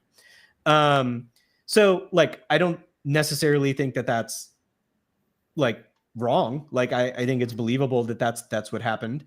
As far as the Molotov cocktail, it's also the case that Kurt Russell seems like he was about to take a fucking swig of it. He doesn't. But he was about to take a swig of it until he heard Childs behind him. That's how I interpreted that scene. And basically, I don't think anything that Childs says. I think if you're looking for things, you could like read into the stuff that Childs says. But I think it's also just like, this is all believable stuff that someone could say in that situation. And as far as like the don't drink contaminated stuff, it's like at that point they both think they're going to die. What about the Morricone music kicking in, which usually signifies in the movie that, well, we're looking at the thing? I haven't looked at that one, but I mean, it's also just the end of the movie. It's the bookend. That was the music that started the movie. That's the music that ended the movie. No, it's too specific. The timing when it kicks in, right as he finishes he takes the bottle and drinks it, and then you cut to McCready chuckling to himself as he drinks. He's not chuckling to himself at the end of the world. Sled, you look like you got some. I just think there's either two solutions. Either neither of them are the thing, or they're both the thing. Yeah, I think that's probably the case. And I think it's probably that neither of them are the thing. If the thing does the thing know other things? They never really like get into that hardcore. They don't clarify that. They don't clarify any of it. It's all ambiguous. Other versions of itself. So like, I think it can recognize things that aren't. It seems to be able to. Yeah. Clearly, at least from although even that's questionable, I guess. But all I know is that Carpenter explicitly stated back before, like, there's been all this speculation since, and I think he's trying to play into it. That's my personal take. But I think like the thing that they said much closer to when the movie was out, when they did the initial commentary, when they did all their initial talking about it, was their goal was to leave you at the end of the movie exactly where they left you at the start, which was like, you don't know anything about what's going on. I think and it's you're full of better that paranoia, way. and I think it's better. Yeah, but I do think it's either the case that they both are or neither of them are, and I think it's neither, and they're just going to die. But it's also the case that the thing is going to make it anyway, as we've talked about. So does it matter? Yeah. Like the thing is going to make it anyway. I would have to think like if one of them is definitely the thing. I mean, that's the whole thing is like that's the whole thing to the thing. Yeah. I mean, like how much does it operate as a actual, I mean, because they have the whole, the idea is that each cell of this thing can replicate upon its own. So do they maintain a central nervous system? Is there some kind of hive mind? Are they able to recognize whether the other thing is? Well, I think they I think they basically take over the existing organism. They become like an amoeba. And so the other thing that they acting like it's like a slime mold. Essentially, like you have a bunch of single cell organisms acting in concert with each other. And then the other thing they mention at some point, I can't remember if this was just something that they talk about in like Rob Bottin's conception of what the monster should be, or if they mention it in the movie, but this thing has traveled through intergalactic space or, interstellar space, assimilating any number of organisms. So it can draw on all the genetic memory almost like be anything. And so that's why it can create like these random claws and all this other shit that you see in the movie. Assuming you're down to a single cell and everything else has been wiped out, you probably have to start fresh and you forget all that. But you just assimilate what's available and, you keep on going, right? So one of you may have already said this. Like one of them, that's why my thing is that neither of the people in the end are the thing. That's my take personally. That's actually what I think. I don't think either of them are. I think if one of them was, it would kill the other one. They would have no reason not to kill the other one because they have no benefit. Like when it was a group before, it was trying to hide. But now there's just one of them left. Why would it even keep it? What would be the benefit to keeping that one person alive? Look, if it's not also the thing. And that's where I get to the second, the alternative, which is that they're both the thing. Well, the reason is because McCready has been the problem solver and the veritable man of action for the duration of the movie. He's the one that comes up with all the solutions, all the plans, how they're going to do things, what they're going to do. So while yes, the thing will ultimately, which is why it stole the generator, was like, all right, I'm just going to. Is the thing playing a game of chess? Is it Adrian Barbeau? Is it cheating here? It's trying to play him out to see if he comes up with a plan last minute. Well, yeah. I mean, the ultimate backup plan is right. I stole the generator. I'll freeze to death and wait if and when another 10,000 years or however long for someone to thaw me out and then whatever, blah blah blah. But in the interim, I got the only guy who's had any idea how to get out of here. He's at his last straw. Does he have any? That's why Childs is the thing, because he's probing him, right? Why would he be asking if he's the thing? Why would he be asking him how do we get out of here? The black guy was the alien, and not all right, let's McCready. Oh yeah, the black guy can't come up with a plan. Is that what you're saying, Jesse? It's just a bunch of voodoo bullshit. All right, let's go to any. I mean, there's just too many. So much trivia on everything. Yeah. I don't even know where to go. Jesus. I'll start. Yeah, I'll list some and then people jump in and take over. Wait, Jazz, I did think of a really good one. That's a quick one. Shoot, which is in the beginning when the helicopter, the Norwegians are trying to shoot the Jeb, and they land. Of course, the one idiot blows himself up, which I guess I'd chalk up to just like, man, you're in a panic stage, whatever. And they're Norwegian. I mean, right? And they're fucking. So the other one runs up and he starts yelling right before he starts firing in Norwegian. It's actually it's a German actor who's kind of butchering it, but he is speaking Norwegian and he's giving the entire plot to the movie away in Norwegian, banking on dumb Americans not knowing that. He actually says like, it's not a dog, it's something that it's this alien that can take the shape of anything, it's going to kill you all, let me blah blah blah. He gives so it's really funny. If anyone were fluent, the movie would be ruined for them in the opening scene. Pretty much. Another quick little tidbit on that scene is Kurt Russell is actually given the controls for a moment of the helicopter, like himself. Yeah, but when they take off in the helicopter, yeah. Like, and you could see it kind of wobble, and supposedly that's when he took over. Yep. You can see. Oh, sorry. Go ahead. No, you shoot. There was another one it's just a funny random thing. So Palmer, who I was kind of interested in, like what his deal was. He says at some point when Ernie Hudson, or when Keith David is like, this is all voodoo bullshit. Like, are you buying any of this? Blah, blah, blah. And he's just like smoking a joint, Palmer is, and he's like, chariots of the gods, man, chariots of the gods. Did you guys get what he was talking about? Yeah, it's alien It's a really space amazing travel. documentary. Yeah. I'd never read or heard anything of this. I had to Google that. So I guess for those who don't know, it's a reference to a 1968 book by a Swiss-German author, Erich von Daniken, titled Chariots of the Gods, which hypothesized that many of the world's greatest historical monuments, like the Egyptian pyramids, were built with the aid of technologies and religion provided by extraterrestrial beings. So Joe Rogan shit. Yeah. Yes, that's a real. That's exactly what it is. Yeah. So some of the ones I got is I think we mentioned this when we did the Halloween episode, but Carpenter's affinity, like the Thing from Another World is one of Carpenter's favorite movies. Yeah. You know, he recreated the title sequence for this one from the original, but also the scene in Halloween where the kids are like watching a movie during the babysitting was Thing from Another World. That's right. So the whole idea of the Thing being not a specific monster, but a thing that can be anything was a Rob Bottin idea that John Carpenter fell in love with and had him run with. But before that, it was going to be some specific kind of monster like it was in the book and all that.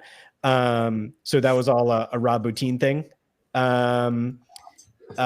So let's see, what are the other ones? So I have Rob Bottin apparently lobbied to play the role of Palmer to Carpenter and Stuart Cohen.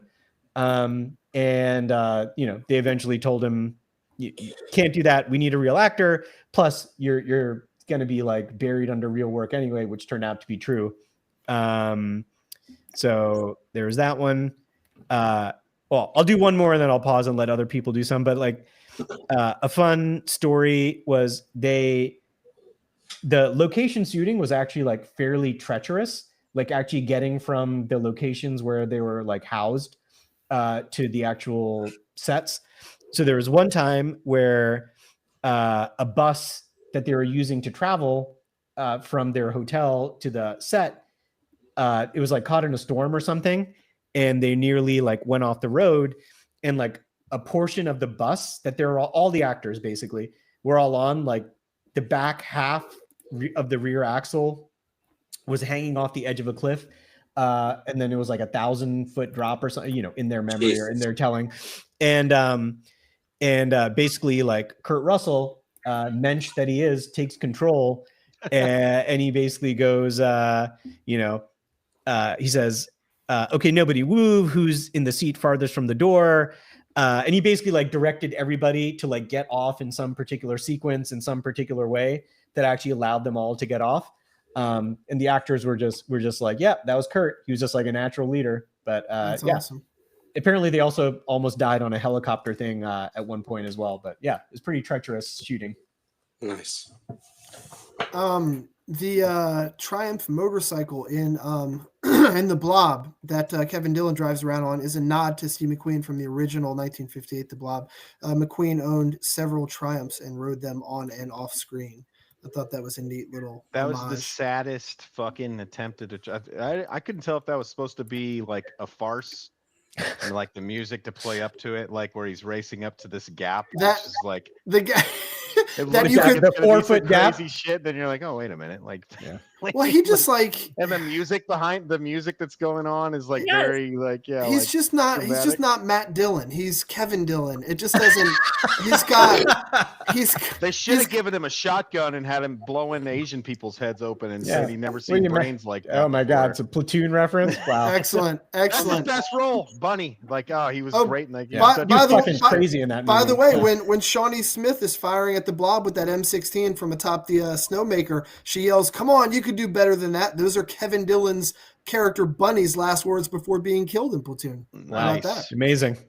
There's a good one that I had for the Blob also. Co-writer Frank Darabont or whatever the hell we're saying. He included many Stephen King references, which is why Kevin Dillon's name is Brian Flagg with 2 G's. I Right? did yeah. notice that. I Randall- wondered After if that Randall was- Flagg. So Randall Flagg. Randall Yeah. Flagg. So a lot of them focus these references, these nods focused on The Stand. Sure. Shawnee Smith went on to star in The Stand as Julie Lawry.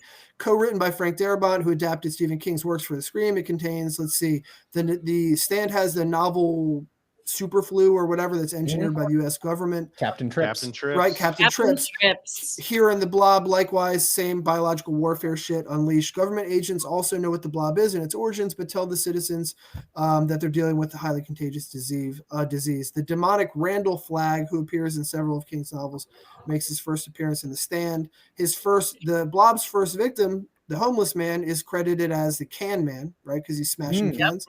A reference to the Stand character, Trash Can Man, who was Flagg's most devoted follower.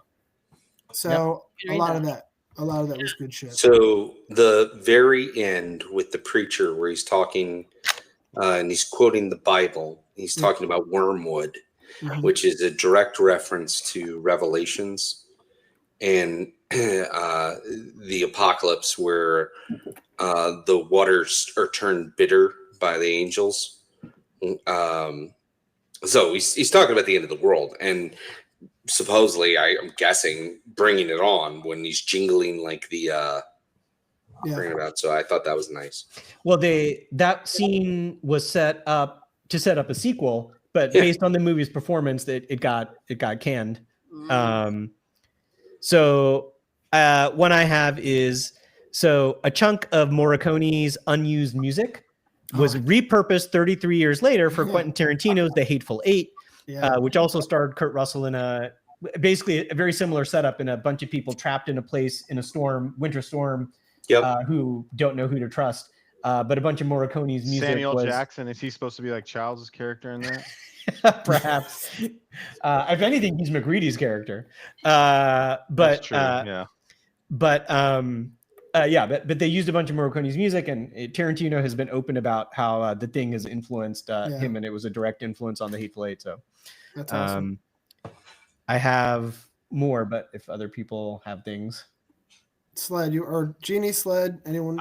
I was going to make a point in that the Blob, Dr. Meadows is talking about germs on the meteor that killed the dinosaurs. That's not actually. That's not true there was at a all. meteor, It's but it totally the made up. theory doesn't have anything to do with germs. Some Also- bacteria on there. Yeah, get some hydrocortisone on that, you'd be fine. And I had one Robitussin. question was what is the movie poster behind Flagg when he's standing in front of the movie theater? Like when he first, the sheriff drives up on him and is talking to him. There's like a movie poster. I swear it looks very familiar, but I couldn't figure it out with looking at what it's. I got to go back on that. You got me on that one, Sled. I don't know.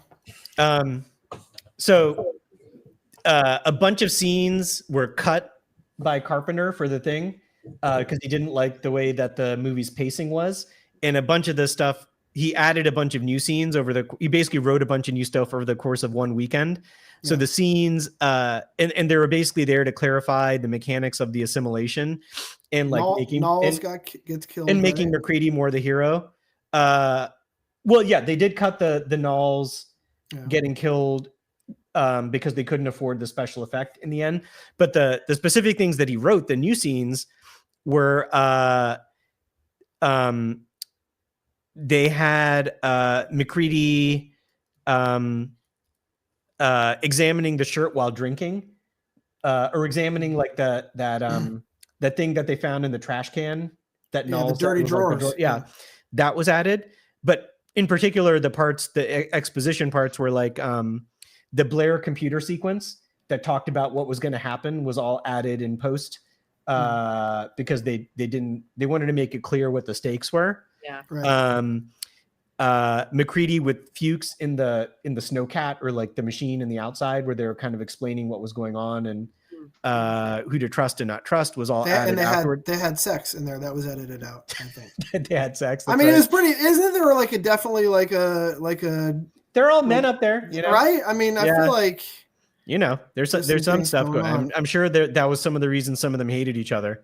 Some of them, like, I mean, what's his face? That was my guy. What's the one who comes up and yells over the intercom at Knowles? Turn that shit down when he's playing the Stevie Wonder. Bennings yells at him, and what does Knowles do? He walks over, or he skates over him, pretends to do it. Fuck you, you know? Yeah, Knowles is not having it.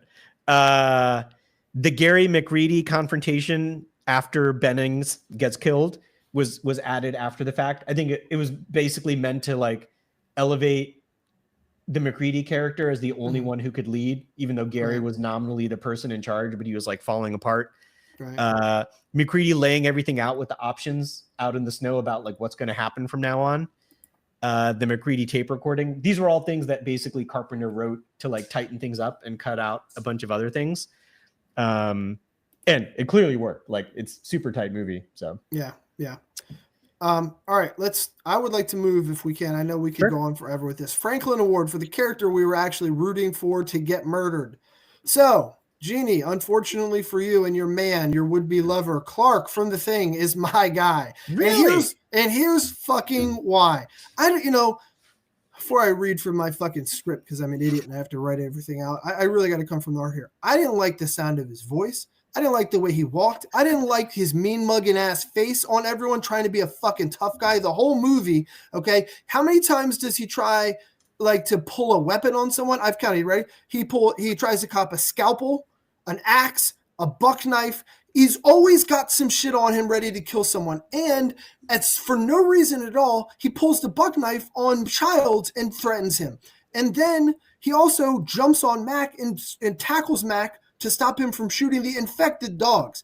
This guy, Clark, was a liability, and I'm happy that McCready smoked him. That's all. All right, anyone else have any Franklins? So the candidates that I had listed, and I'm going to make a game time decision of who I'm going to give it to. I had Windows. I just thought What? he was Windows? Yeah, Windows Windows sucks. is Shit, pretty that's bad. my candidate too. That guy, I Yeah, actually didn't that like guy the way fucking he looked. Pretty sucks. useless. Yeah. like the way He's he a whiny acted. little bitch. He was supposed to be cast as a guy named Sanchez and he Sanchez, refused yeah. to. Yeah, and he was like, I'm wearing glasses. Everyone call me Windows. And they're like, Yeah, all and right. Carpenter was like, "Oh, we'll go with it." Yeah. Nose ring, Windows. I'm do it, guys. Deputy Bill, from the Blob. Emil, sure. Yeah, he could go. Scott Jeske did not like that guy. Was Well, happy when he had. That car setup was top notch, though. Jesus Christ. Yeah. I mean, it was a rape mobile. I guess was in a the rape 80s, they mobile. were just like, That was insane. That's the thing about the 80s, just like casual date rape, But or outright rape was just like, it's fine. yeah. Like Revenge of the Nerds has like a full-on rape scene in it, and It it's kind of just like, reminded me a little bit of The Raft from oh my God. Yeah. Yeah. Freak Show. Like, Yeah, But- Freak Show. yeah. And you know what? And very much except in the it same. was actually more rapey, but Yeah, it was more rapey, but also Just the similarity was that they were both aware of it. Chuck Russell was like, he wanted you to, right? This guy's a scumbag who's going to take advantage. That's why they sort of linger on it. Sorry. Go ahead, guys. Meadows, and finally Eddie, the kid who gets killed in the sewer. And I think You can't ultimately, have like 10 fucking Franklin. Jay, awards. those are my listing the whole candidates. Those are my cast. candidates. Oh, okay. And in the end, you know what? I'm gonna give it to Eddie. I'm glad that kid. I'm glad that little kid got killed. Oh shit! I almost forgot. In Garden Tool, that reminded me because Garden Tool Massacre, there's a fucking sleepaway camp reference in there. What was that? She's like the dude in the behind the kids, behind Eddie, who's like talking. He's ruining every scene for them by telling them what's about to happen, right? And he's Right. like, "Oh, in this scene, she's about to get curling ironed right now." And there's a hot curling iron. The girl is sitting there. I'm like, he's gonna curling iron her to death. I'm like, well, what else could they possibly be referencing? Nice. I think that's the scene where he actually got killed too. Like right after he said that, that's when they got killed. All right, any other Franklin, or we can, if you don't have one, we can move. You guys, Sled. I'm good. Sled, I know you don't know. Wow, all right. Well, he said Windows. Oh, you said Windows. Oh, you I said don't know Windows. if I got any Okay. from the Blob. I mean, No, that's fine. You get one No. Franklin, I think. One Franklin for Well, Jay both movies. listed the entire cast, so He did. All right. Questions. What questions do we have? Okay. I have a question. Why does Mac repeatedly refer to the Norwegians as Swedes? Because he's an American. There's no Yeah. countries outside America. What the Is fuck that are you it? talking that about? was really all I thought it was. I believe that today. Yeah. There's All right. America, and then there's Let me put on. these like countries that decide to give themselves I'm little gonna tell fun you, names Norwegians like and Swedes Norway. can't understand. Like they don't actually speak a different language. It's just a dialect that they call two different languages. Is it? Okay. Pretty much, yeah. Like Another reason they're all Norwegians fake can countries. understand Swedes a little better than Swedes, Norwegians, but I mean that actually goes true for like Italian and Spanish and all those languages. Like a fluent speaker of Italian and Spanish can understand 80% of what the other says. So Yeah. is it another language? I assume so. I mean, the only things that you Well, say in those languages is how you're going to rob the They're other all person, just right? people who Yeah. couldn't speak Latin that well. I do have. I want to put on my Jazz Jet hat for a second. My logistical issue hat. And this is my Jazz Jet stuff. All right. They say in the thing that the trip from the American base to the Norwegian base is about an hour each way by helicopter. Okay, it's established in there. That's a fact. You mean to tell me that a fucking dog outran a helicopter in several feet of snow for an hour with them shooting and dropping grenades or whatever on it the whole time? Like Chris Penn said in Reservoir Dogs, why don't you tell me what really happened? What Well, really they are happened Norwegian. was a fucking They are, you know. alien outran the Yeah. thing, not a goddamn dog. Oh, so Yeah, I guess that's true. you know what? Fuck you, Jazz. Well, the You wanna answer for that? Norwegians didn't. The Norwegians knew they weren't chasing a dog. Yeah. I guess that's right. No, but I guess I didn't think about the superhuman or super animal power that it would get from that. All right, so one more question. Answer this one then. Fucking riddle me this. Why won't Palmer go with Windows when Mac toward the end is telling them to pair up and go check shit out to go find out where Blair is? Because Palmer's crazy and he just picked Windows to focus on. That was just the impression I don't think Palmer had a deep reason, but I mean maybe I missed it. Well, first of all, at that point, Palmer was already the thing. Right. So the question, part of the question of the movie is like, So if does you're that- the does that thing, do you mean know you're the Windows- thing in the first place? But yeah. Does that mean Windows is also the thing? Like he doesn't want to Or double up? Maybe. I mean, it's possible. I mean, he did pass the test in as much as you want to believe the test. Although I have an issue with the test, which we can get into. But Windows was the person who was alone with Blair when Blair went crazy for the first time. Yeah. Yes. And the question is, was Blair already the thing by that point, or when did Blair become the thing? I So, don't think so. I think it was just like the general paranoia, distrust. He's like, this is the person I've decided to fixate my For no paranoia reason. on. Yeah. It's like the arbitrarily. game Among Us. Yeah. Right? Yeah. Why was Palmer, No. while we're on Palmer, why was he wearing a fucking biker gang patch? Was he in a biker gang? It said California something. I can't remember. Why did think he McReady just- wear a leather jacket as his over? Why was he wearing even though he's out in science the fucking goggles? Arctic? In a weird floppy cowboy hat? I don't know. He was wearing Guys, Yeah, the it's like answer a to all goddamn of these Yosemite questions sand is cap. It because wasn't even a it's regular- it fucking wasn't- cool. It was like It it is folded fucking up cool. on four sides. He did. Yeah, he rolled it up. What the fuck? It is fucking cool. I'll give All right, it I got another question from the Blob. Who is McCulver? Paul, the would-be protagonist that's going to date Meg when they're on the sideline, and his scumbag buddy, is like, dude, why don't you ask her out? And he's like, she's going out with McCulver. Like I think he it's said not- Pulver, but yeah. Pulver or McCulver. Yeah. We never hear or see anything of this guy. He's for just the the whole person movie. she's dating. They just needed to come up with like a random But she, boyfriend or whatever. Yeah. well, all right. But she No didn't one have. would She believe never her. says she has a boyfriend. She gets Well, with she Paul, doesn't. then she gets with fucking Kevin Dillon's Yeah, well, hair. Tommy Smith is upgrading. You know, they're not exclusive. All right, I guess Yeah, it that's was it. in the 80s. What's the plan once the fucking blob thaws out? As we established, it's not dead.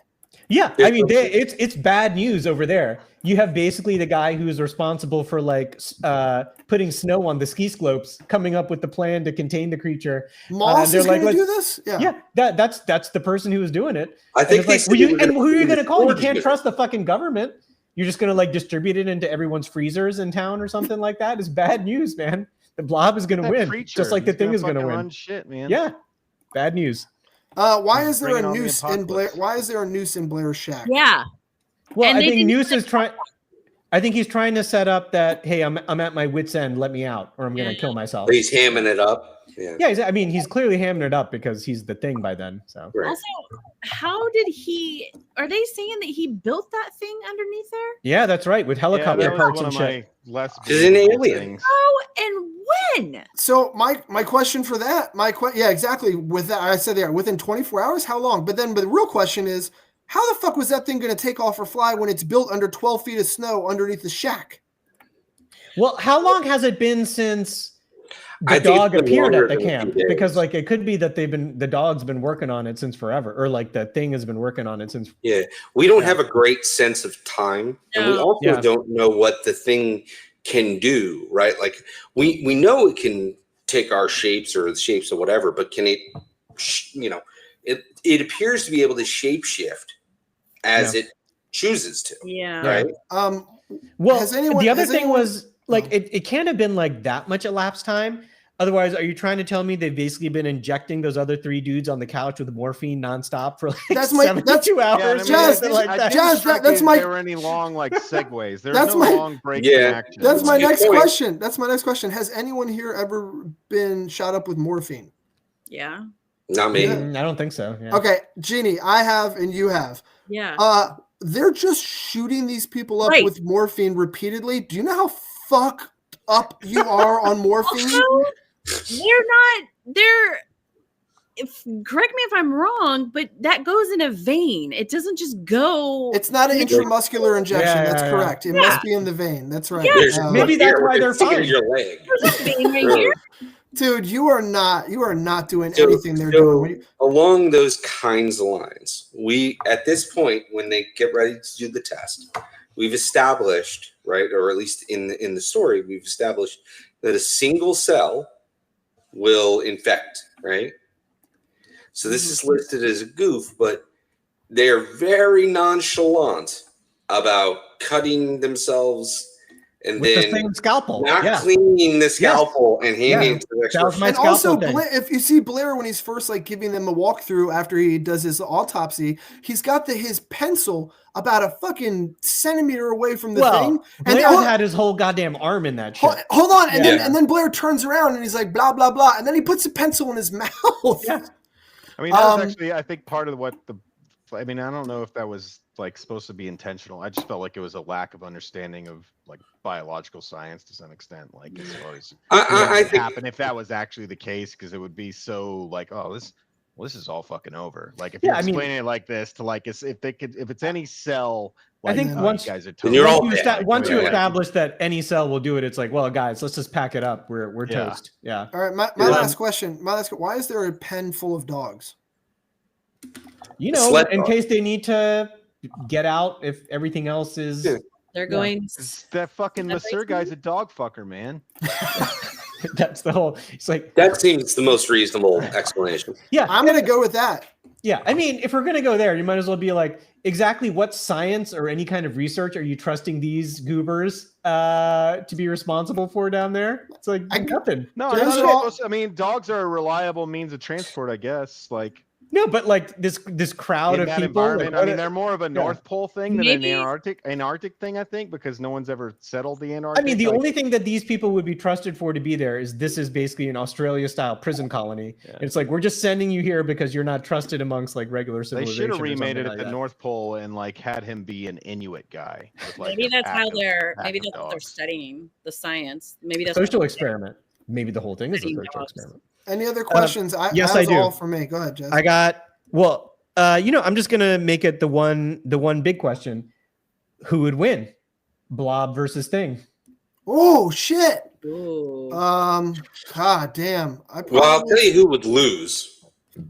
Everybody else, Yeah. right? Because those Wow. things, Thing. I don't know. I think the Blob. Well, No, the Thing didn't could humans become the defeat the Blob. Blob? It doesn't. To me, it depends on what does the Thing have access to. Does it have access to a human?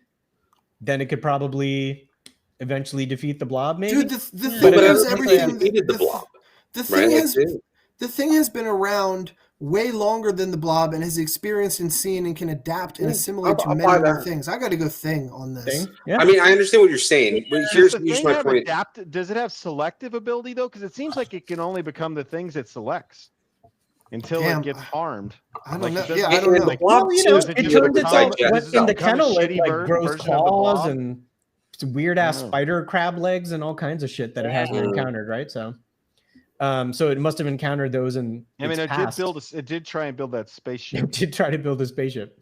So I mean, just as a brief aside, amongst the various things that the Thing movie has inspired, there's a comic book, there's a video game that came out for PlayStation 2, Xbox, and shit. That was the one that Carpenter said was he would consider like the sequel.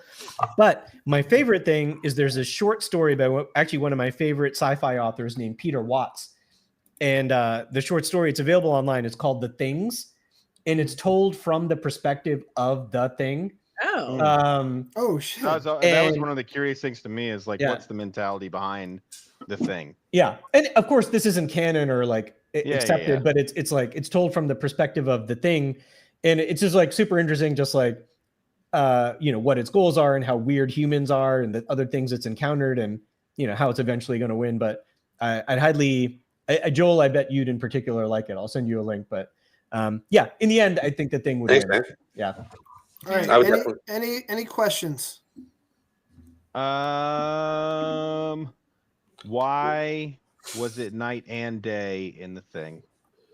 If they're in Antarctica, what time of year was that supposed to be? Oh, Don't know. Jesus. Got me on Yeah, that 'cause it one. wouldn't They do said that. no. Wait, they said in the beginning. Oh wait, Kurt there is Russell a time- specifically said first day of winter. Yeah. Yeah. He does, yeah. So it should have been dark the whole time. I mean, Could have been a little less extreme, but actually, Yeah. I heard in the remake that they adjusted Corrected that. or not the remake, the sequel or whatever they made. No, there's a prequel. 2011. There's a Prequel. prequel from Prequel, 2011, yeah, which I yeah. think it's not very explores good. I heard it explores the Norwegians like It does. origin story. It's basically a prequel. It explores the Norwegians discovering the thing and how it eventually escapes. you and- say and it's all not that very stuff. good? It's not very good. You That's a don't need bummer. to. Yeah. And I had Um, one thing yeah, for go the ahead, Sam. thing on opening day. There was a special screening held at Hollywood Pacific Theater that was presided over by Elvira, Mistress of the Dark, Mistress of Nice. the Dark. with free admission for those in costume as monsters. So Let's that, go. yeah, there you go. That's awesome. All right, well, I'm going to take it home here unless anyone else has anything they want to add No, before wrap we it up. get moving. All right, thanks once again for joining us on Chopping It Up. Hope you enjoyed the show. And now that we've cleared the holiday season and hit a number of holiday classics, we're moving on to more scary things that go bump in the night, namely Bernard Rose's 1992 hit that scared the shit out of all of us here on CIU, Candyman. We pair that with the 2021 sequel directed by Nia DaCosta and written in part by horror master Jordan Peele. Urban legends abound, and you won't want to miss this episode. Remember, if you have any questions or movie pairing suggestions, you can shoot us an email at choppingituphorrorpod@gmail.com. Again, that's choppingituphorrorpod@gmail.com. Or you can message us via Instagram at choppingituphorrorpod. We are up on all major streaming services, including Spotify, Line Notes, Amazon, and Apple. If you want to see how crazy we look in person, you can also check us out on YouTube as well. All right, folks, we will see you next time on Chopping It Up.